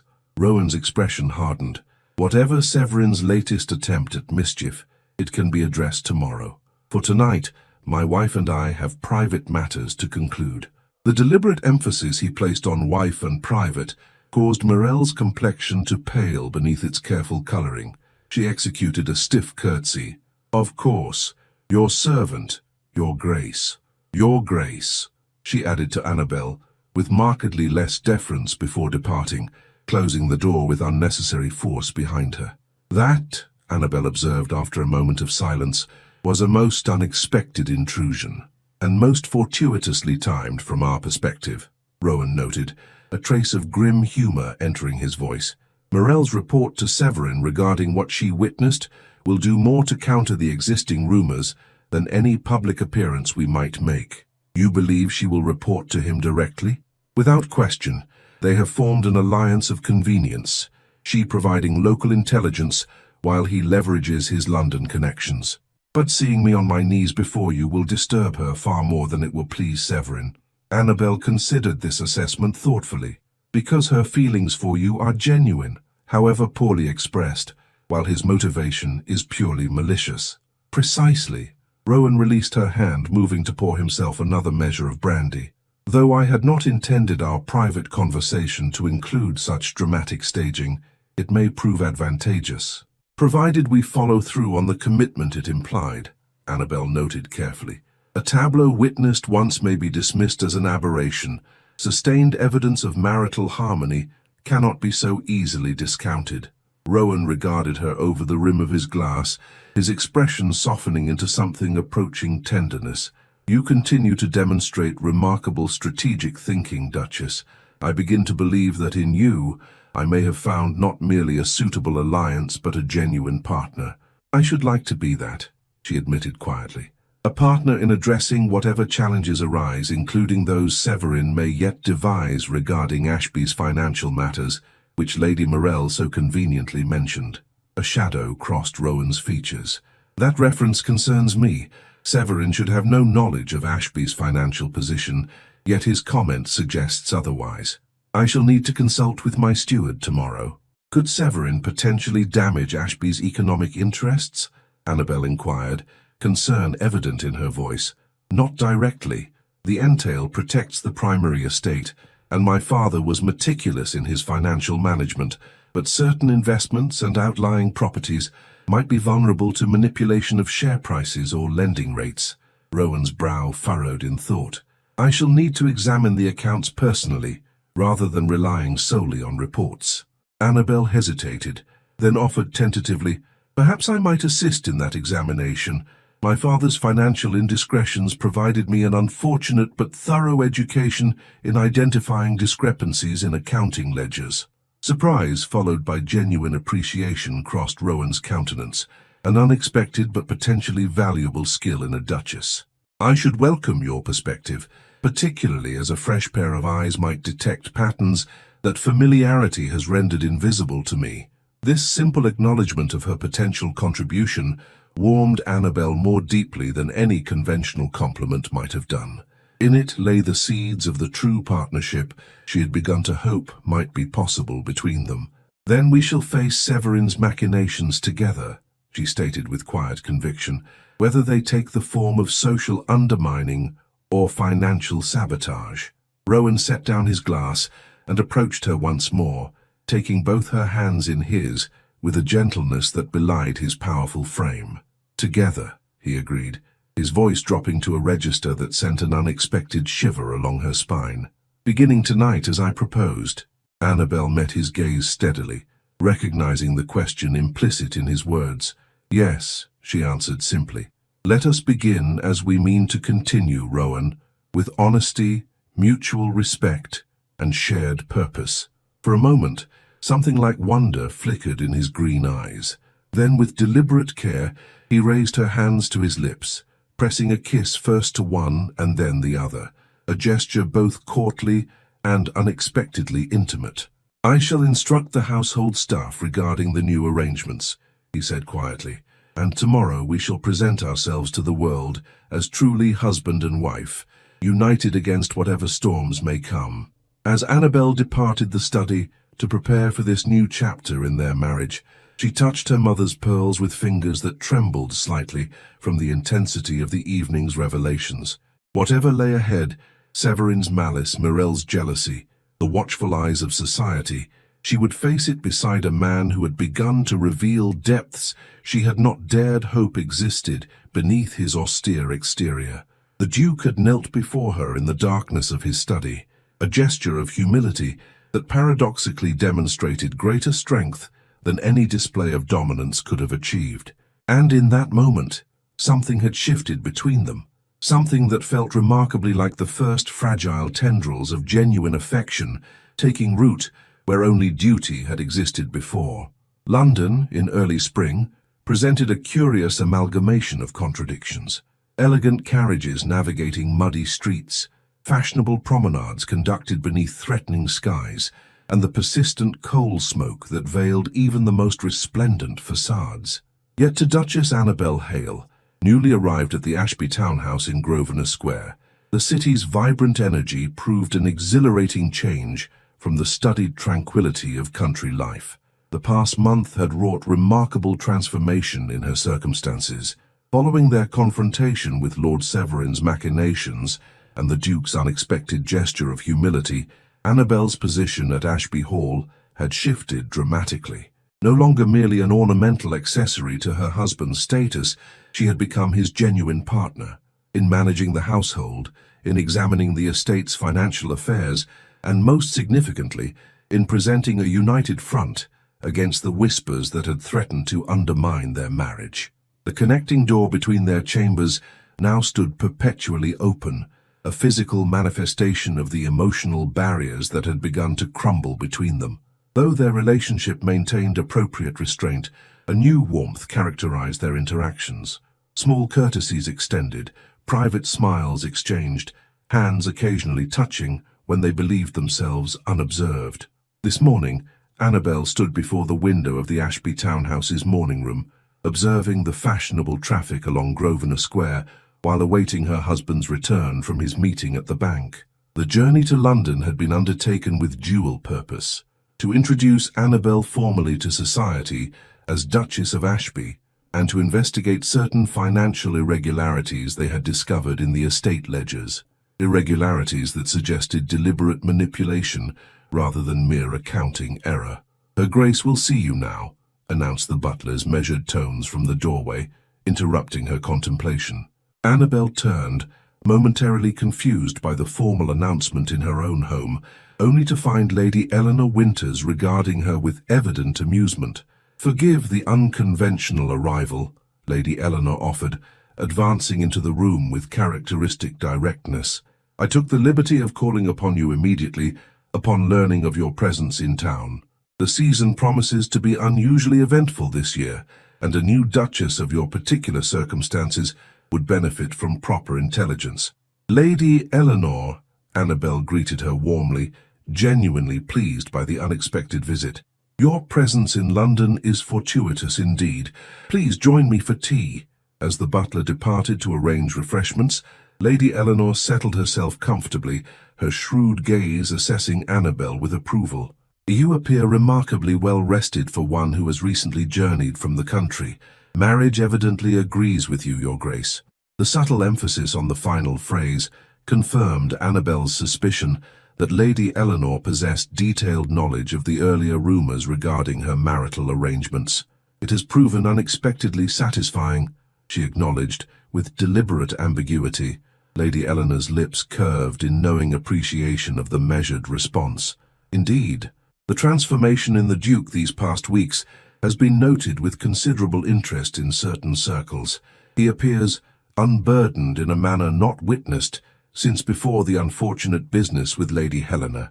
Annabel maintained her composure, despite the direct reference to her husband's painful past. "Life often provides unexpected opportunities for healing when one is prepared to embrace them." "Eloquently stated," Lady Eleanor approved, "and diplomatically non-specific, a valuable quality in a duchess. You navigate these waters with remarkable adeptness for one so recently elevated to your position." The arrival of tea service provided a brief respite from the conversational fencing. Once the servants had withdrawn, Annabel poured with the precise grace her mother had instilled in her from childhood, noting with private satisfaction Lady Eleanor's approving glance at her technique. "You mentioned intelligence regarding the season," Annabel prompted, offering a delicate porcelain cup. "I confess I would welcome any guidance you might provide, as my previous visits to London were both brief and conducted in considerably different circumstances." "Precisely why I have come," Lady Eleanor confirmed, accepting the tea with a nod of thanks. "Your arrival has generated significant interest among the ton. As Duchess of Ashby, you will receive invitations to every significant event, but discernment in accepting them will be crucial to establishing your position." "I had anticipated as much," Annabel acknowledged, "though I confess uncertainty regarding which invitations should take precedence." Lady Eleanor set down her cup decisively. "The Marchioness of Harrington's ball next Wednesday is non-negotiable. Her approval essentially guarantees social acceptance. Likewise, Lady Pembroke's literary salon on Friday, which draws the more intellectually inclined segment of society. I should avoid Lady Melbourne's musical evening, however. Her gatherings inevitably descend into vulgar gossip by the second hour." As Lady Eleanor continued her catalogue of social obligations, recommendations, and warnings, Annabel mentally catalogued the information, recognizing its strategic value. She had not expected to find such a forthright ally in navigating London society, and Lady Eleanor's willingness to guide her suggested a depth of goodwill that transcended mere social politeness. "You are extraordinarily kind to share such detailed insights," Annabel observed during a natural pause in the recitation. "May I inquire as to your motivation for taking such interest in my social success?" Lady Eleanor's expression grew momentarily serious. "My late husband and the previous Duke were close friends from boyhood. I watched Rowan grow from a solemn child into the man he became, and observed with concern his retreat into isolation following Helena's death. When news reached me of his marriage, I confess I harbored reservations about his choice of bride given the circumstances." She regarded Annabel with frank assessment. "Having now observed you both at the Thornton reception and heard various reports of developments at Ashby Hall, I find my reservations thoroughly dispelled. You have accomplished what many deemed impossible, drawing Rowan back from the precipice of permanent emotional withdrawal." "You overestimate my influence," Annabel demurred, though the observation aligned with her own sense of the gradual transformation in her husband. "I doubt that very much," Lady Eleanor countered dryly. "In any case, my support stems from both personal regard for the Duke and a particular distaste for the machinations of Lord Severin, whose interference I have long found reprehensible. At the mention of Severin, Annabel's attention sharpened. Have you encountered him recently in town? Indeed, he has taken rooms in Albany and appears to be cultivating connections in financial circles, a curious development for one previously more concerned with social advancement than commercial interests. Lady Eleanor's gaze grew penetrating. I understand the Duke has business with his bank today. Might that relate to Severin's sudden interest in financial matters? Annabel hesitated, uncertain how much to reveal regarding their private concerns. Before she could formulate a suitably non-committal response, the morning-room door opened to admit Rowan himself, his expression grave, until he registered Lady Eleanor's presence. Lady Eleanor, he acknowledged with genuine warmth, crossing to take her outstretched hand. What a pleasant surprise. I trust you are well? Exceedingly, she responded, studying his face with the privilege of long acquaintance. Though you appear troubled, Your Grace, your business at the bank proved unsatisfactory. Rowan glanced briefly at Annabel before responding, a subtle communication that pleased her with its evidence of their growing partnership. Let us say it confirmed certain suspicions we had formed regarding potential irregularities in our accounts. Lady Eleanor's expression sharpened with interest. Irregularities that might relate to Lord Severin's recent financial activities, perhaps? You are remarkably well informed, as always, Rowan observed, seating himself beside Annabel on the settee, a deliberate gesture of unity that did not escape Lady Eleanor's notice. May I inquire as to the source of your knowledge? My late husband left me with substantial investments that require active management, she explained. Consequently, I maintain close relationships with several prominent bankers and investment brokers. Your cousin has been making inquiries regarding Ashby Holdings in the West India Docks, apparently seeking potential investors for some scheme involving those interests. Annabel felt Rowan tense beside her. I hold no investments in the West India Docks, he stated flatly. Whatever Severin suggests to the contrary is fabrication. Yet, our examination of the ledgers indicated unusual transactions involving shipping interests, Annabel reminded him quietly. Perhaps not direct investments, but loans secured against future revenues. Rowan's expression registered surprise, followed by thoughtful consideration of her suggestion. The Pembroke loan, he murmured, structured through intermediaries. Yes, that might explain the discrepancies. Lady Eleanor observed their exchange with evident approval. Your Duchess demonstrates a remarkable grasp of financial matters, Rowan. How fortunate that your practical arrangement has yielded such unexpected dividends. The subtle emphasis on practical arrangement confirmed Annabel's suspicion that Lady Eleanor was fully aware of the circumstances surrounding their marriage. Rather than taking offense at the implied intimacy of such knowledge, she found herself grateful for the older woman's perceptiveness and discretion. Indeed, Rowan agreed, his hand moving to cover Annabel's in a gesture that had become increasingly natural between them. My wife's insights have proven invaluable in numerous contexts. The warmth in his tone caused a flush of pleasure to spread through Annabel's chest, a reaction she noted with private amusement had become increasingly common in response to her husband's approval. Whatever practical foundations had initiated their union, something far more complex was developing in its place. I am gratified to observe such harmony between you, Lady Eleanor stated, with uncharacteristic gentleness, particularly in light of the challenges you appear to be facing.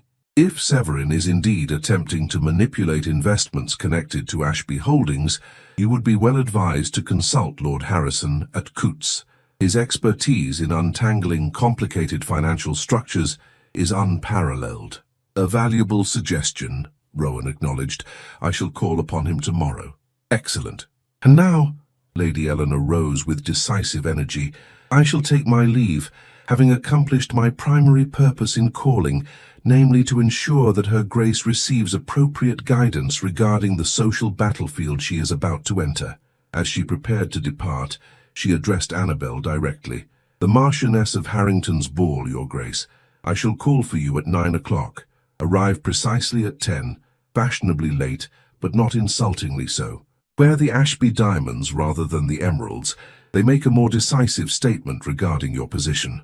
With these practical instructions delivered, Lady Eleanor took her leave, leaving Annabel and Rowan momentarily silent in her formidable wake. Finally, Rowan turned to his wife with a hint of rueful amusement in his green eyes. "It appears you have secured a powerful ally in Lady Eleanor. Her sponsorship will considerably smooth your entry into society. She seems motivated by genuine regard for you," Annabel observed, "and perhaps equal disdain for your cousin's schemes." Rowan's expression sobered. "Severin's meddling in financial matters concerns me far more than his social manipulations. If he has indeed been misrepresenting Ashby investments to potential partners, the damage could extend beyond mere monetary loss to reputation and creditworthiness." "Then we shall address this threat as we have the others," Annabel stated with quiet confidence, "together, with clear purpose and united resolve." Something warm and unexpected flickered in Rowan's gaze as he regarded her. "Your fortitude continues to astonish me, Annabel. When I selected you as my bride, I anticipated acquiring a socially appropriate consort who would manage Ashby Hall competently and produce the requisite heir. I did not expect to find a partner of such intelligence, composure, and grace." The uncharacteristic compliment brought heat to Annabel's cheeks. "Circumstances reveal qualities that might otherwise remain dormant," she responded softly. "Perhaps I needed the challenges we have faced to discover my own capacity for resilience." "Perhaps we both did," Rowan acknowledged, his thumb tracing a gentle pattern on the back of her hand, a casual intimacy that would have been unthinkable mere weeks earlier. "Whatever Severin's intentions, his machinations have yielded an outcome I suspect he never anticipated. The strengthening of our alliance," Annabel surmised. "The beginning of something far more profound than mere alliance," Rowan corrected gently. "Though I confess I lack adequate vocabulary to define precisely what has developed between us." In the quiet of the morning room, with spring sunshine filtering through lace curtains to create patterns of light and shadow across the carpet, Annabel recognized the moment for what it was, a threshold between what had been and what might yet be. Whatever name they might eventually assign to the connection growing between them, its foundation had been established not in romantic fantasy, but in shared purpose, mutual respect, and the gradual dismantling of defensive walls on both sides. "Perhaps," she suggested with a small smile, "we need not rush to define it. Some things reveal their nature most clearly when allowed to unfold at their own pace."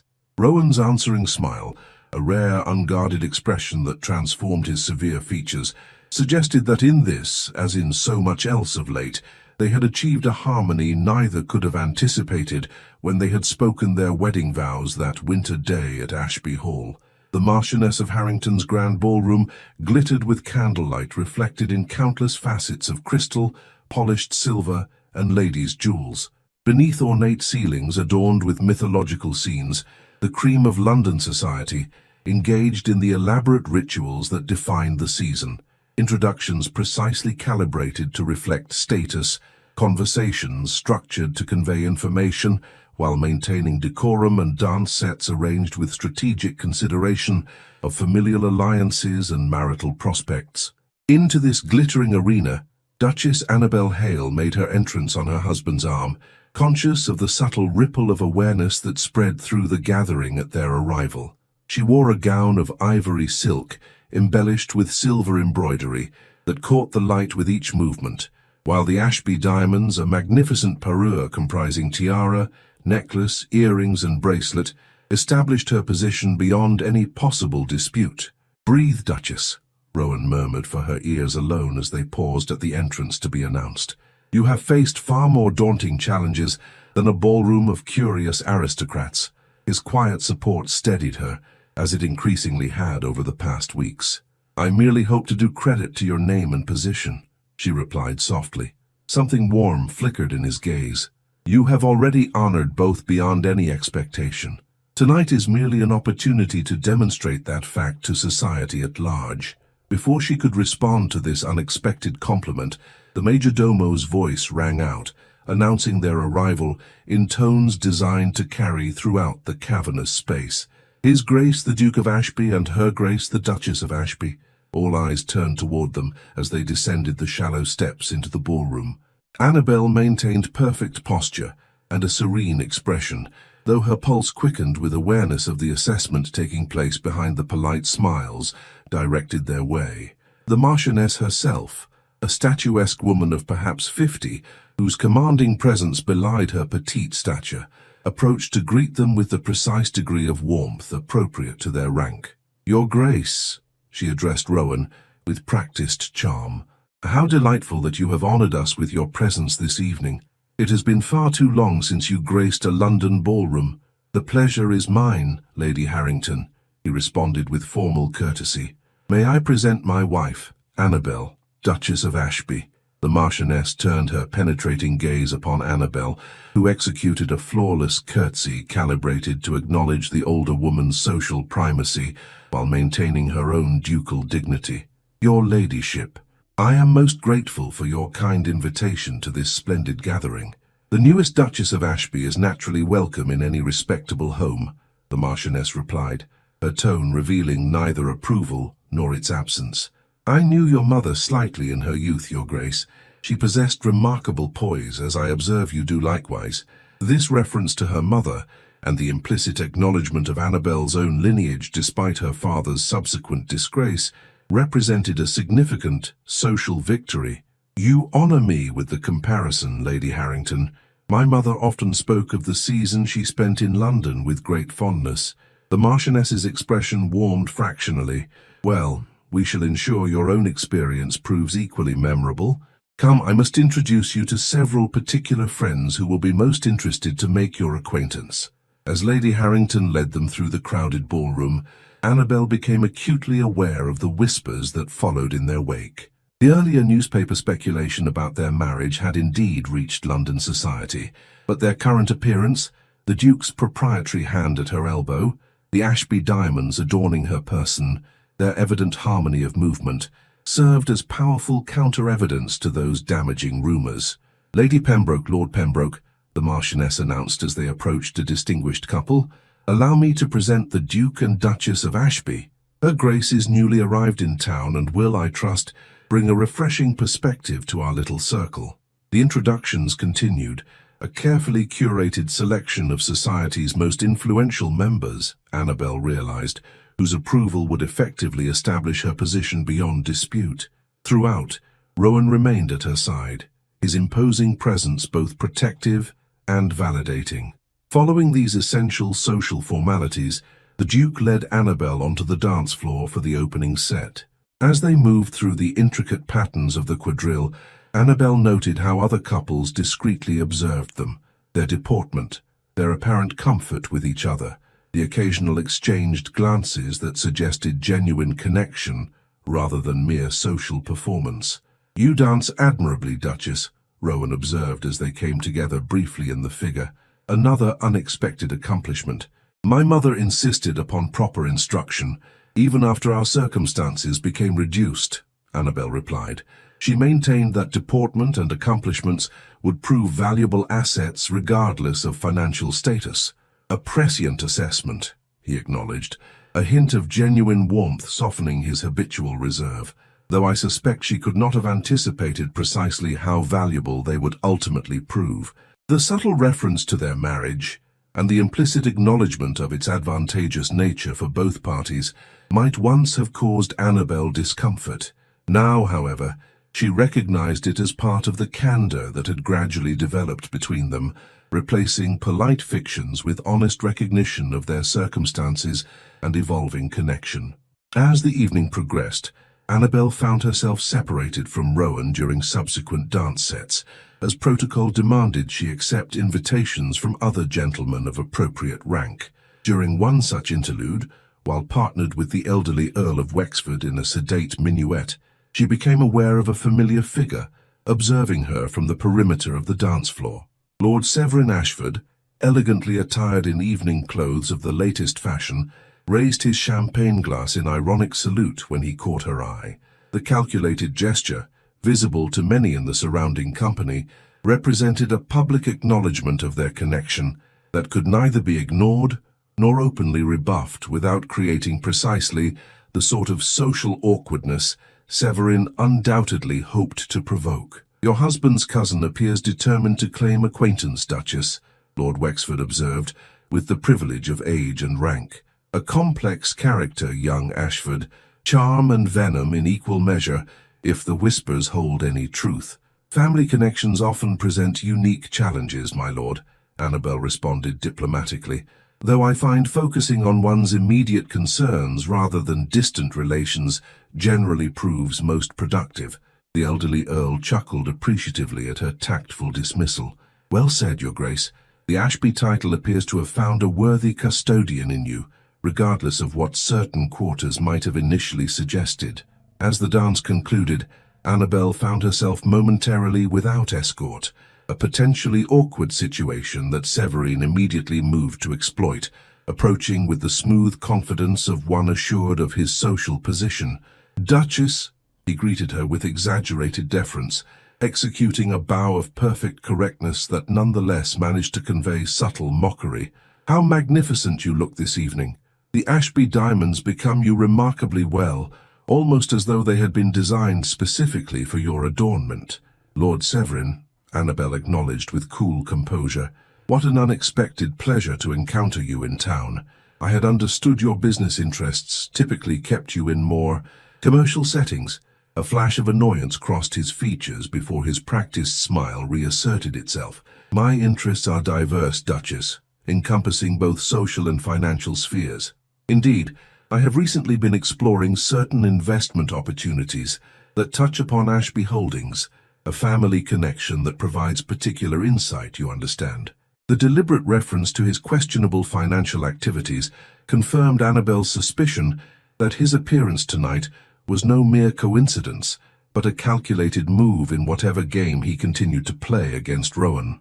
"How fascinating," she responded, with deliberate blandness, "though I must inform you that His Grace now personally oversees all financial matters pertaining to the estate, with my modest assistance. We find the arrangement most satisfactory." Severin's grey eyes narrowed almost imperceptibly at this confirmation of their united front. "Indeed, how domestic, though I wonder if such hands-on management provides adequate time for other aspects of married life. The Ashby title does require continuation after all." The implication regarding their marital relations was deliberately provocative, designed to discomfit her in public. Annabel, however, had anticipated precisely such tactics following their confrontation at Ashby Hall. "Your concern for the succession is noted, Lord Severin," she replied, her voice carrying just far enough to be overheard by nearby listeners. "Though perhaps somewhat premature given our relatively recent nuptials, rest assured that His Grace and I approach all our responsibilities with appropriate dedication." A faint flush of anger colored Severin's cheekbones at her composed response, and the subtle titters it elicited from those within earshot. Before he could formulate a sufficiently venomous rejoinder, Lady Eleanor Winters materialized at Annabel's side, her expression one of polite determination. "Duchess, forgive the interruption, but Lady Harrington has been seeking you. Something regarding an introduction to the Russian ambassador's wife." Her gaze flicked dismissively over Severin. "Lord Ashford, good evening. I understand congratulations are in order regarding your recent financial ventures. The broker Jameson speaks most interestingly of your proposals." Severin's expression froze momentarily at this reference to his business dealings. "Lady Eleanor, always remarkably well informed, I see, though in this instance, perhaps not entirely accurately so." "Accuracy is my particular passion, Lord Ashford," she returned with steely pleasantness, "as certain parties may soon have occasion to discover. Duchess, shall we attend to Lady Harrington?" As they moved away, leaving Severin visibly discomfited, Annabel murmured her thanks for the timely intervention. "Not at all," Lady Eleanor responded quietly, "though I confess the Marchioness made no mention of the Russian ambassador's wife. I merely observed that serpent approaching, and recognized his intent to create precisely the sort of public scene that would undermine your social debut." "You mentioned a broker named Jameson," Annabel noted. "Is that significant?" "Highly," Lady Eleanor confirmed, guiding her toward a relatively quiet alcove. "Jameson is currently under investigation by the Bank of England for certain irregularities in his trading practices. That Severin has been dealing with him suggests either remarkable ignorance or deliberate engagement in questionable activities. This revelation aligned perfectly with their suspicions regarding Severin's financial manipulations. Rowan must be informed immediately, Annabel decided. This connection may provide the evidence needed to address the discrepancies we discovered in the Ashby accounts. Indeed, though I suggest completing at least one more dance set before departing the ballroom, lest your absence generate unnecessary speculation. Lady Eleanor's shrewd gaze surveyed the gathering. The young Marquess of Huntley would make a suitable partner, impeccable reputation, happily married, and positioned precisely where the Duke can observe your interaction without appearing to do so. Following this strategic advice, Annabel completed the suggested dance set before reuniting with Rowan, communicating through subtle pressure on his arm her desire for private conversation. With the practiced ease of long-married couples, a facade they had cultivated deliberately, they made their way to a small antechamber off the main ballroom, temporarily vacated by other guests. "You appear troubled, Annabel," Rowan observed, once they were relatively assured of privacy. "Has Severin approached you?" "Yes, with precisely the sort of veiled insinuations one might expect," she confirmed. "But more significantly, Lady Eleanor mentioned his connection to a broker named Jameson, apparently under investigation for financial irregularities." Rowan's expression hardened. "Jameson. The name appears in several of the questionable transactions we identified in the ledgers. This is no coincidence." Lady Eleanor suggested the connection might prove significant in addressing the discrepancies, Annabel added, though she did not elaborate further in such a public setting. "With good reason," Rowan agreed grimly. "If Severin has indeed been using Jameson to manipulate investments connected to Ashby Holdings, both legal and financial consequences could be substantial. We must consult Lord Harrison at Coutts immediately, as Lady Eleanor suggested yesterday." Annabel nodded her agreement, though privately she wondered whether even such definitive action would truly end Severin's campaign against them. His malice seemed to transcend rational self-interest, driven by a bitterness so profound that even the risk of his own destruction appeared insufficient deterrent. As though reading her thoughts, Rowan took her hand, his touch conveying reassurance. "Whatever scheme Severin has set in motion, we shall address it together, Annabel. He may have initiated this conflict, believing me isolated and vulnerable, but he now faces not merely his cousin, but the Duke and Duchess of Ashby acting in concert." The quiet confidence in his voice warmed her more deeply than any conventional endearment might have done. Over the past weeks, their relationship had evolved from formal cooperation into something approaching genuine partnership, each contributing their particular strengths to address shared challenges. "We should return to the ballroom," she suggested after a moment. "Our extended absence might provoke precisely the sort of speculation we wish to avoid." Rowan's expression softened into one of those rare, genuine smiles that never failed to quicken her pulse. "Always the strategist, Duchess. Very well, let us rejoin the fray, though I confess I find our private consultations considerably more satisfying than social performance." As they re-entered the ballroom, Annabel became aware of subtle shifts in the reception they received, assessing glances replaced by genuine smiles, reserved acknowledgements giving way to active inclusion. Their performance as a harmonious ducal couple, combined with Lady Harrington's evident approval and Lady Eleanor's active sponsorship, had apparently achieved its intended effect. The Duchess of Ashby had been accepted by society as the worthy consort of one of England's most established titles. Later that evening, as their carriage conveyed them back to Grosvenor Square through London's lamplit streets, Annabel reflected on the remarkable journey that had brought her from disgraced baron's daughter to her current position. The practical arrangement she had entered from necessity had transformed gradually into something she could never have anticipated. A partnership characterized by growing mutual respect, shared purpose, and increasingly genuine affection. "You were magnificent tonight," Rowan observed, breaking the comfortable silence between them. "Every eye in the ballroom followed your movements, and every ear attended your conversation. Lady Harrington herself remarked upon your natural dignity. High praise indeed from one so parsimonious with compliments." The Ashby diamonds contributed significantly to the effect, Annabel demurred, though pleasure at his approval warmed her despite her attempts at modesty. The diamonds merely adorned what was already present, Rowan countered with unusual eloquence.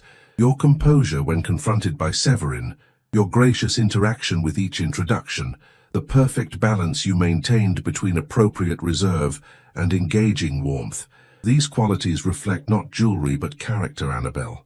In the dim light of the carriage lanterns, Annabel studied her husband's profile. The strong jaw, the aristocratic nose, the green eyes that had grown increasingly expressive as the defensive walls between them gradually lowered. When she had first encountered him in the library of Ashby Hall, she had perceived only coldness and duty.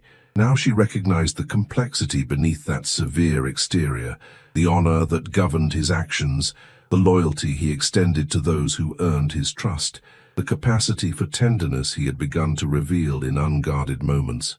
Your approval means more to me than all of society's acceptance, she admitted quietly, emboldened by the intimacy of the darkened carriage. Though I confess I am relieved to have survived my first significant social trial with reasonable success. Rowan's hand found hers in the shadows between them, his fingers intertwining with hers in a gesture that had become increasingly familiar, yet lost none of its power to affect her.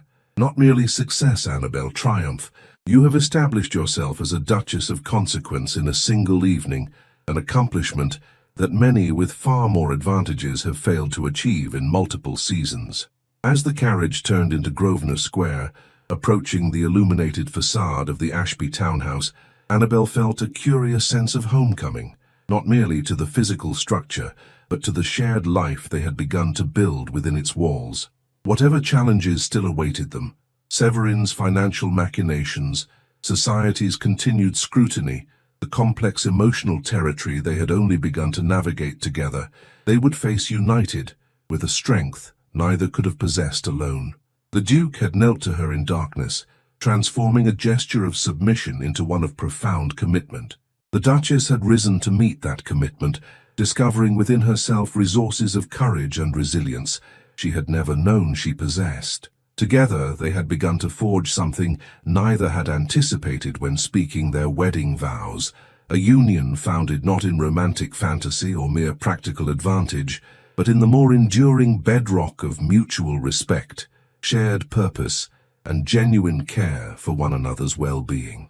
As Rowan handed her down from the carriage, his touch lingering slightly longer than strict propriety might dictate, Annabel reflected that perhaps this, in the end, was the truest definition of love, not the fleeting passion celebrated in poetry, but the steady flame that grew stronger with each challenge faced together, each truth acknowledged between them, each moment of vulnerability mutually honored and protected, a flame that, despite all odds and expectations, had begun to illuminate the once shadowed halls of both Ashby Hall and their own guarded hearts. Sunlight streamed through the tall windows of Ashby Hall's east garden room, illuminating dust motes that danced like fairy couriers in the warm spring air. Duchess Annabel Hale sat at the small rosewood desk that had been installed at her request, reviewing correspondence with the focused attention that had become characteristic of her management style in the year since her marriage. The estate ledger lay open beside her personal calendar, both documents testifying to the remarkable transformation that had occurred at Ashby under the united guidance of its Duke and Duchess. Where once the massive property had operated with mechanical efficiency, but little genuine connection to the families it supported, now a more balanced approach prevailed, maintaining necessary discipline while introducing innovations that improved conditions throughout the estate villages. A tentative knock at the door interrupted Annabel's review of the latest report from the girls' school she had established in Ashby Village, a project initially viewed with skepticism by certain conservative tenants, but now embraced as evidence of the ducal family's commitment to their people's welfare. "Enter," she called, setting aside her pen. Martha appeared, bobbing a quick curtsy that retained elements of her earlier nervousness, despite the more relaxed household atmosphere that had gradually developed. "Begging your Grace's pardon, but Lady Celine Vale has arrived and asks if you might receive her. She says the matter is of some importance." Annabel smiled warmly, recognizing that her former lady's maid still found it somewhat uncomfortable to convey messages between members of the aristocracy, despite her promotion to Annabel's personal attendant. "Of course, Martha. Please show her in immediately and bring tea." Lady Selene entered moments later, her chestnut hair gleaming in the sunlight, and her hazel eyes bright with what appeared to be suppressed excitement. "Annabel, forgive the unannounced call, but I've just received news that couldn't wait for formal correspondence." "Selene, you know you're always welcome," Annabel responded warmly, rising to embrace her friend. For such Lady Selene had truly become over the past year, their initial wariness giving way to genuine affection, as each recognized the other's sincere care for Rowan's well-being. "What news brings you in such haste? Nothing concerning, I hope." "Quite the contrary," Selene assured her, accepting the seat Annabel offered near the window. "Lord Severin Ashford has departed England permanently. His ship sailed for the Americas yesterday morning." Annabel's breath caught at this unexpected development. "Are you certain? After the court case concluded 3 months ago, he swore publicly that he would see the Ashby name destroyed before he would abandon his rightful place in society." "Quite certain," Selene confirmed with evident satisfaction. "My brother serves on the Admiralty Board and witnessed the passenger manifest himself. Severin departed with minimal luggage and substantial debt, following the final collapse of his remaining investments." This news represented the culmination of a struggle that had dominated much of their first year of marriage. Following the discovery of Severin's financial manipulations, illegal use of the Ashby name to secure loans and manipulate investments, Rowan had been forced to bring legal action against his cousin. The court proceedings had proven lengthy and painful, exposing family secrets and generating renewed gossip, but ultimately vindicating the Duke's position and imposing significant financial penalties on Severin. "Rowan must be informed immediately," Annabel decided, reaching for the bell to summon a servant. "He's meeting with the estate manager this morning, but this news should not wait." "I encountered him in the stables as I arrived," Selene mentioned with a smile. "He's already aware and asked me to tell you he would join us shortly. He needed to conclude some business with Mr. Patterson first." Martha arrived with the tea tray, arranging it with careful precision before withdrawing discreetly. As Annabel poured for them both, she considered the implications of Severin's departure, the conclusion of a chapter that had shaped much of her early experience as Duchess of Ashby. "It scarcely seems real," she admitted, passing Selene a delicate porcelain cup. "After so many months of countering his schemes and enduring his malice, to have him simply depart. I doubt he departed willingly," Selene observed dryly. "More likely his creditors finally closed all avenues of escape, save actual flight. The Americas represent his last opportunity to evade debtor's prison." "Even so, I cannot help but feel a certain pity," Annabel confessed. "Whatever his actions toward us, his bitterness clearly consumed him far more thoroughly than it ever touched our lives." Selene regarded her with warm approval. "Such compassion does you credit, Annabel, though I confess I cannot share it. Severin's malice toward Rowan long predated your arrival, a poison that has festered since their childhood and might have destroyed Rowan entirely following Helena's death had you not entered his life precisely when you did." The mention of Helena Blackwood no longer carried its former sting. Time and honest conversation had gradually transformed that painful history from active wound to healed scar, acknowledged but no longer limiting Rowan's capacity for connection. "Providence works in curious patterns," Annabel acknowledged. "When my father informed me of the arranged marriage, I viewed it as the final degradation in our family's decline. Yet from that unpromising beginning has emerged one of the most admirable marriages of my acquaintance," Selene completed with genuine warmth. "You have accomplished what none thought possible, Annabel, not by magical transformation, but through the steady application of intelligence, dignity, and genuine care."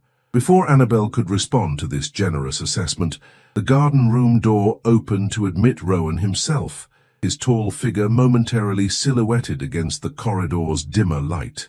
In the year since their wedding, subtle changes had manifested in his appearance.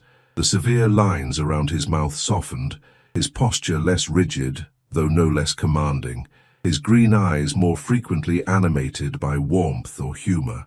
"Lady Selene has shared her news, I presume?" he inquired, crossing to greet Selene with the easy affection of long acquaintance before moving to Annabel's side, his hand resting lightly on her shoulder in a gesture that had become natural between them. "Indeed," Annabel confirmed, her fingers briefly covering his in acknowledgement of the connection. "Severin's departure represents an ending I scarcely dared anticipate. An appropriate conclusion to his campaign against Ashby," Rowan agreed, his deep voice carrying notes of both satisfaction and unexpected restraint. "Though I find myself curiously unmoved by his downfall. A year ago, I might have celebrated such news as perfect justice. Now it seems merely conclusion." This absence of vindictive pleasure, Annabel realized, represented perhaps the most significant evidence of her husband's emotional growth over the past year.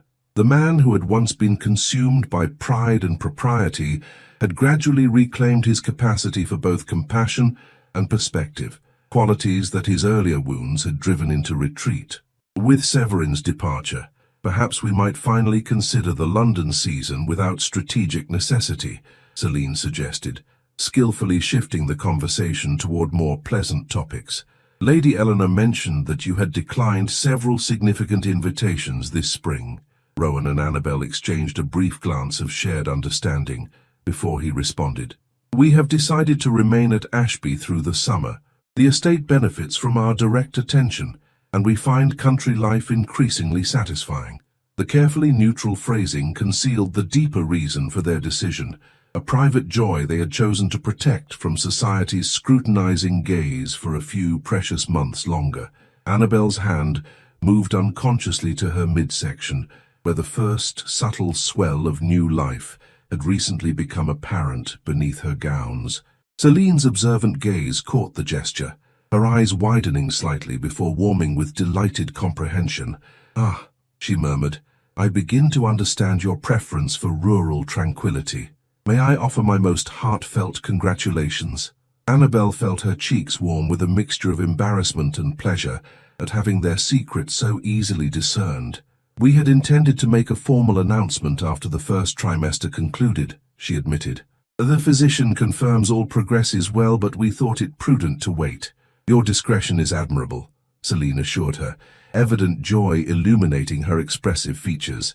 "And I shall guard your confidence absolutely until you choose to share the news more widely, though I cannot help but observe that this development completes what might be called the redemption of Ashby Hall." "Redemption?" Rowan repeated, his brow furrowing slightly. "Indeed," Selene confirmed with quiet conviction. "From a house of cold propriety and painful memory, you have transformed it together into a home of genuine connection, first between yourselves, then extending outward to the estate and community. The arrival of new life represents the final healing of old wounds." The poetic assessment brought unexpected moisture to Annabel's eyes. A sentimental reaction she blamed on her condition, but privately acknowledged, contained genuine emotional response to the journey they had undertaken together. "Selene exaggerates our accomplishments," she demurred, though her heart recognized the essential truth in her friend's observation. "On the contrary," Rowan countered, his voice softened by rare emotion. "She merely articulates what we ourselves have perhaps been too close to fully perceive. When I knelt before you that night in my study, I sought only to demonstrate commitment to our alliance against external threats.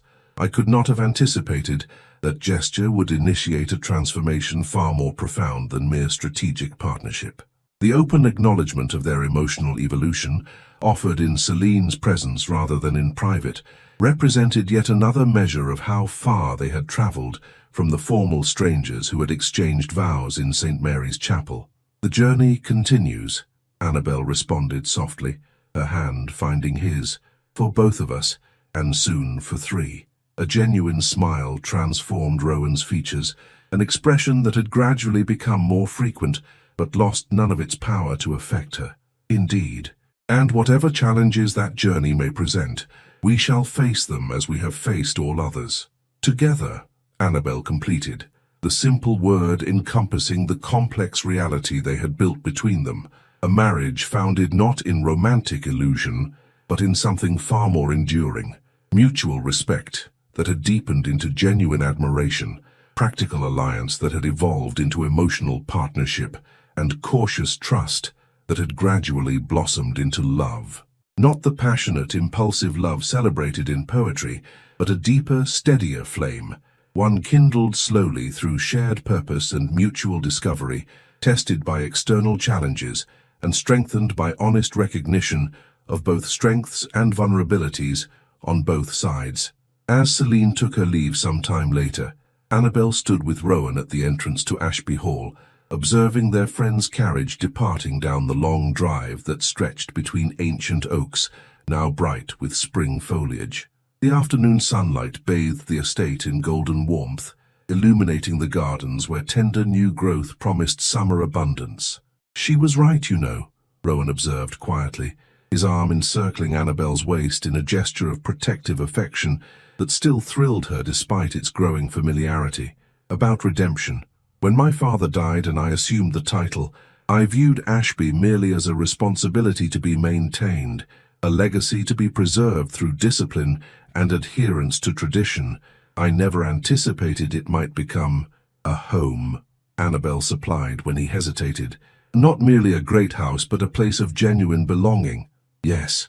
He turned to face her fully, his green eyes reflecting emotions that once would have remained carefully concealed.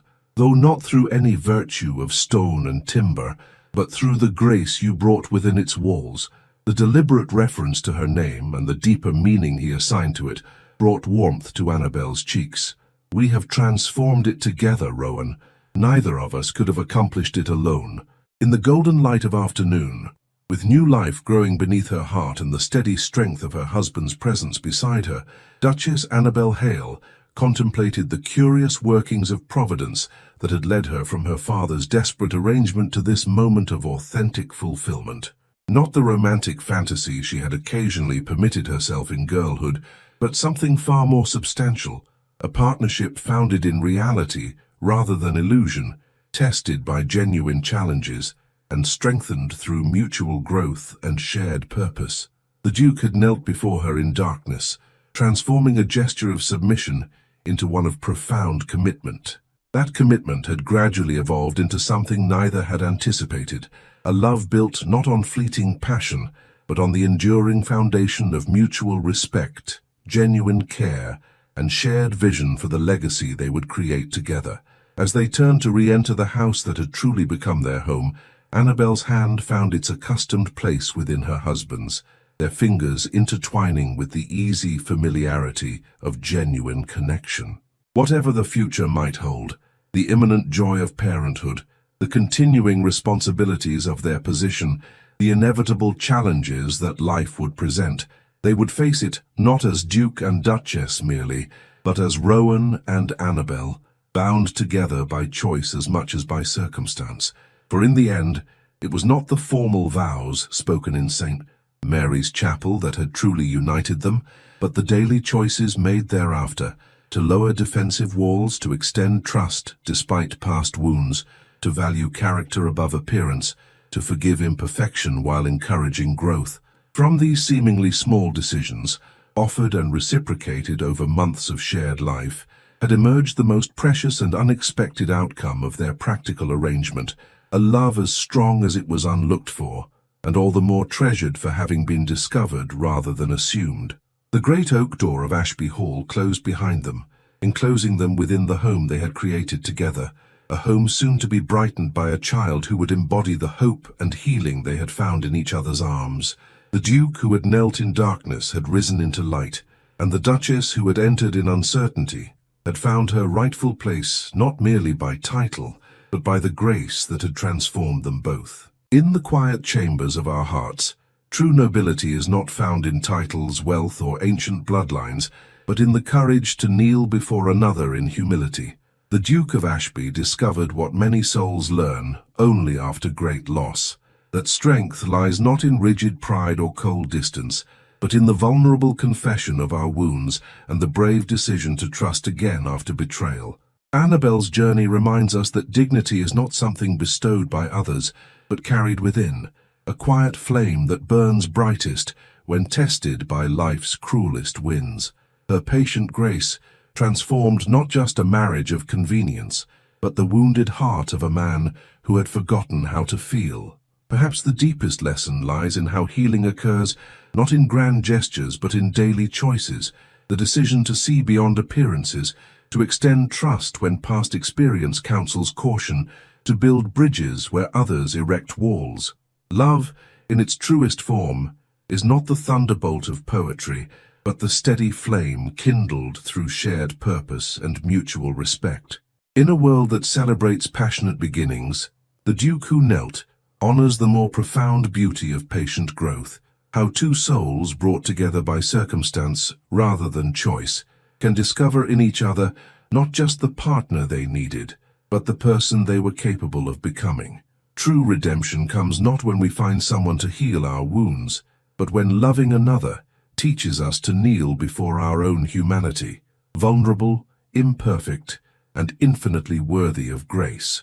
If this journey through Victorian England touched your heart, please subscribe for more tales that explore the tender territories between duty and desire, wounded hearts, and healing love. Share your thoughts in the comments.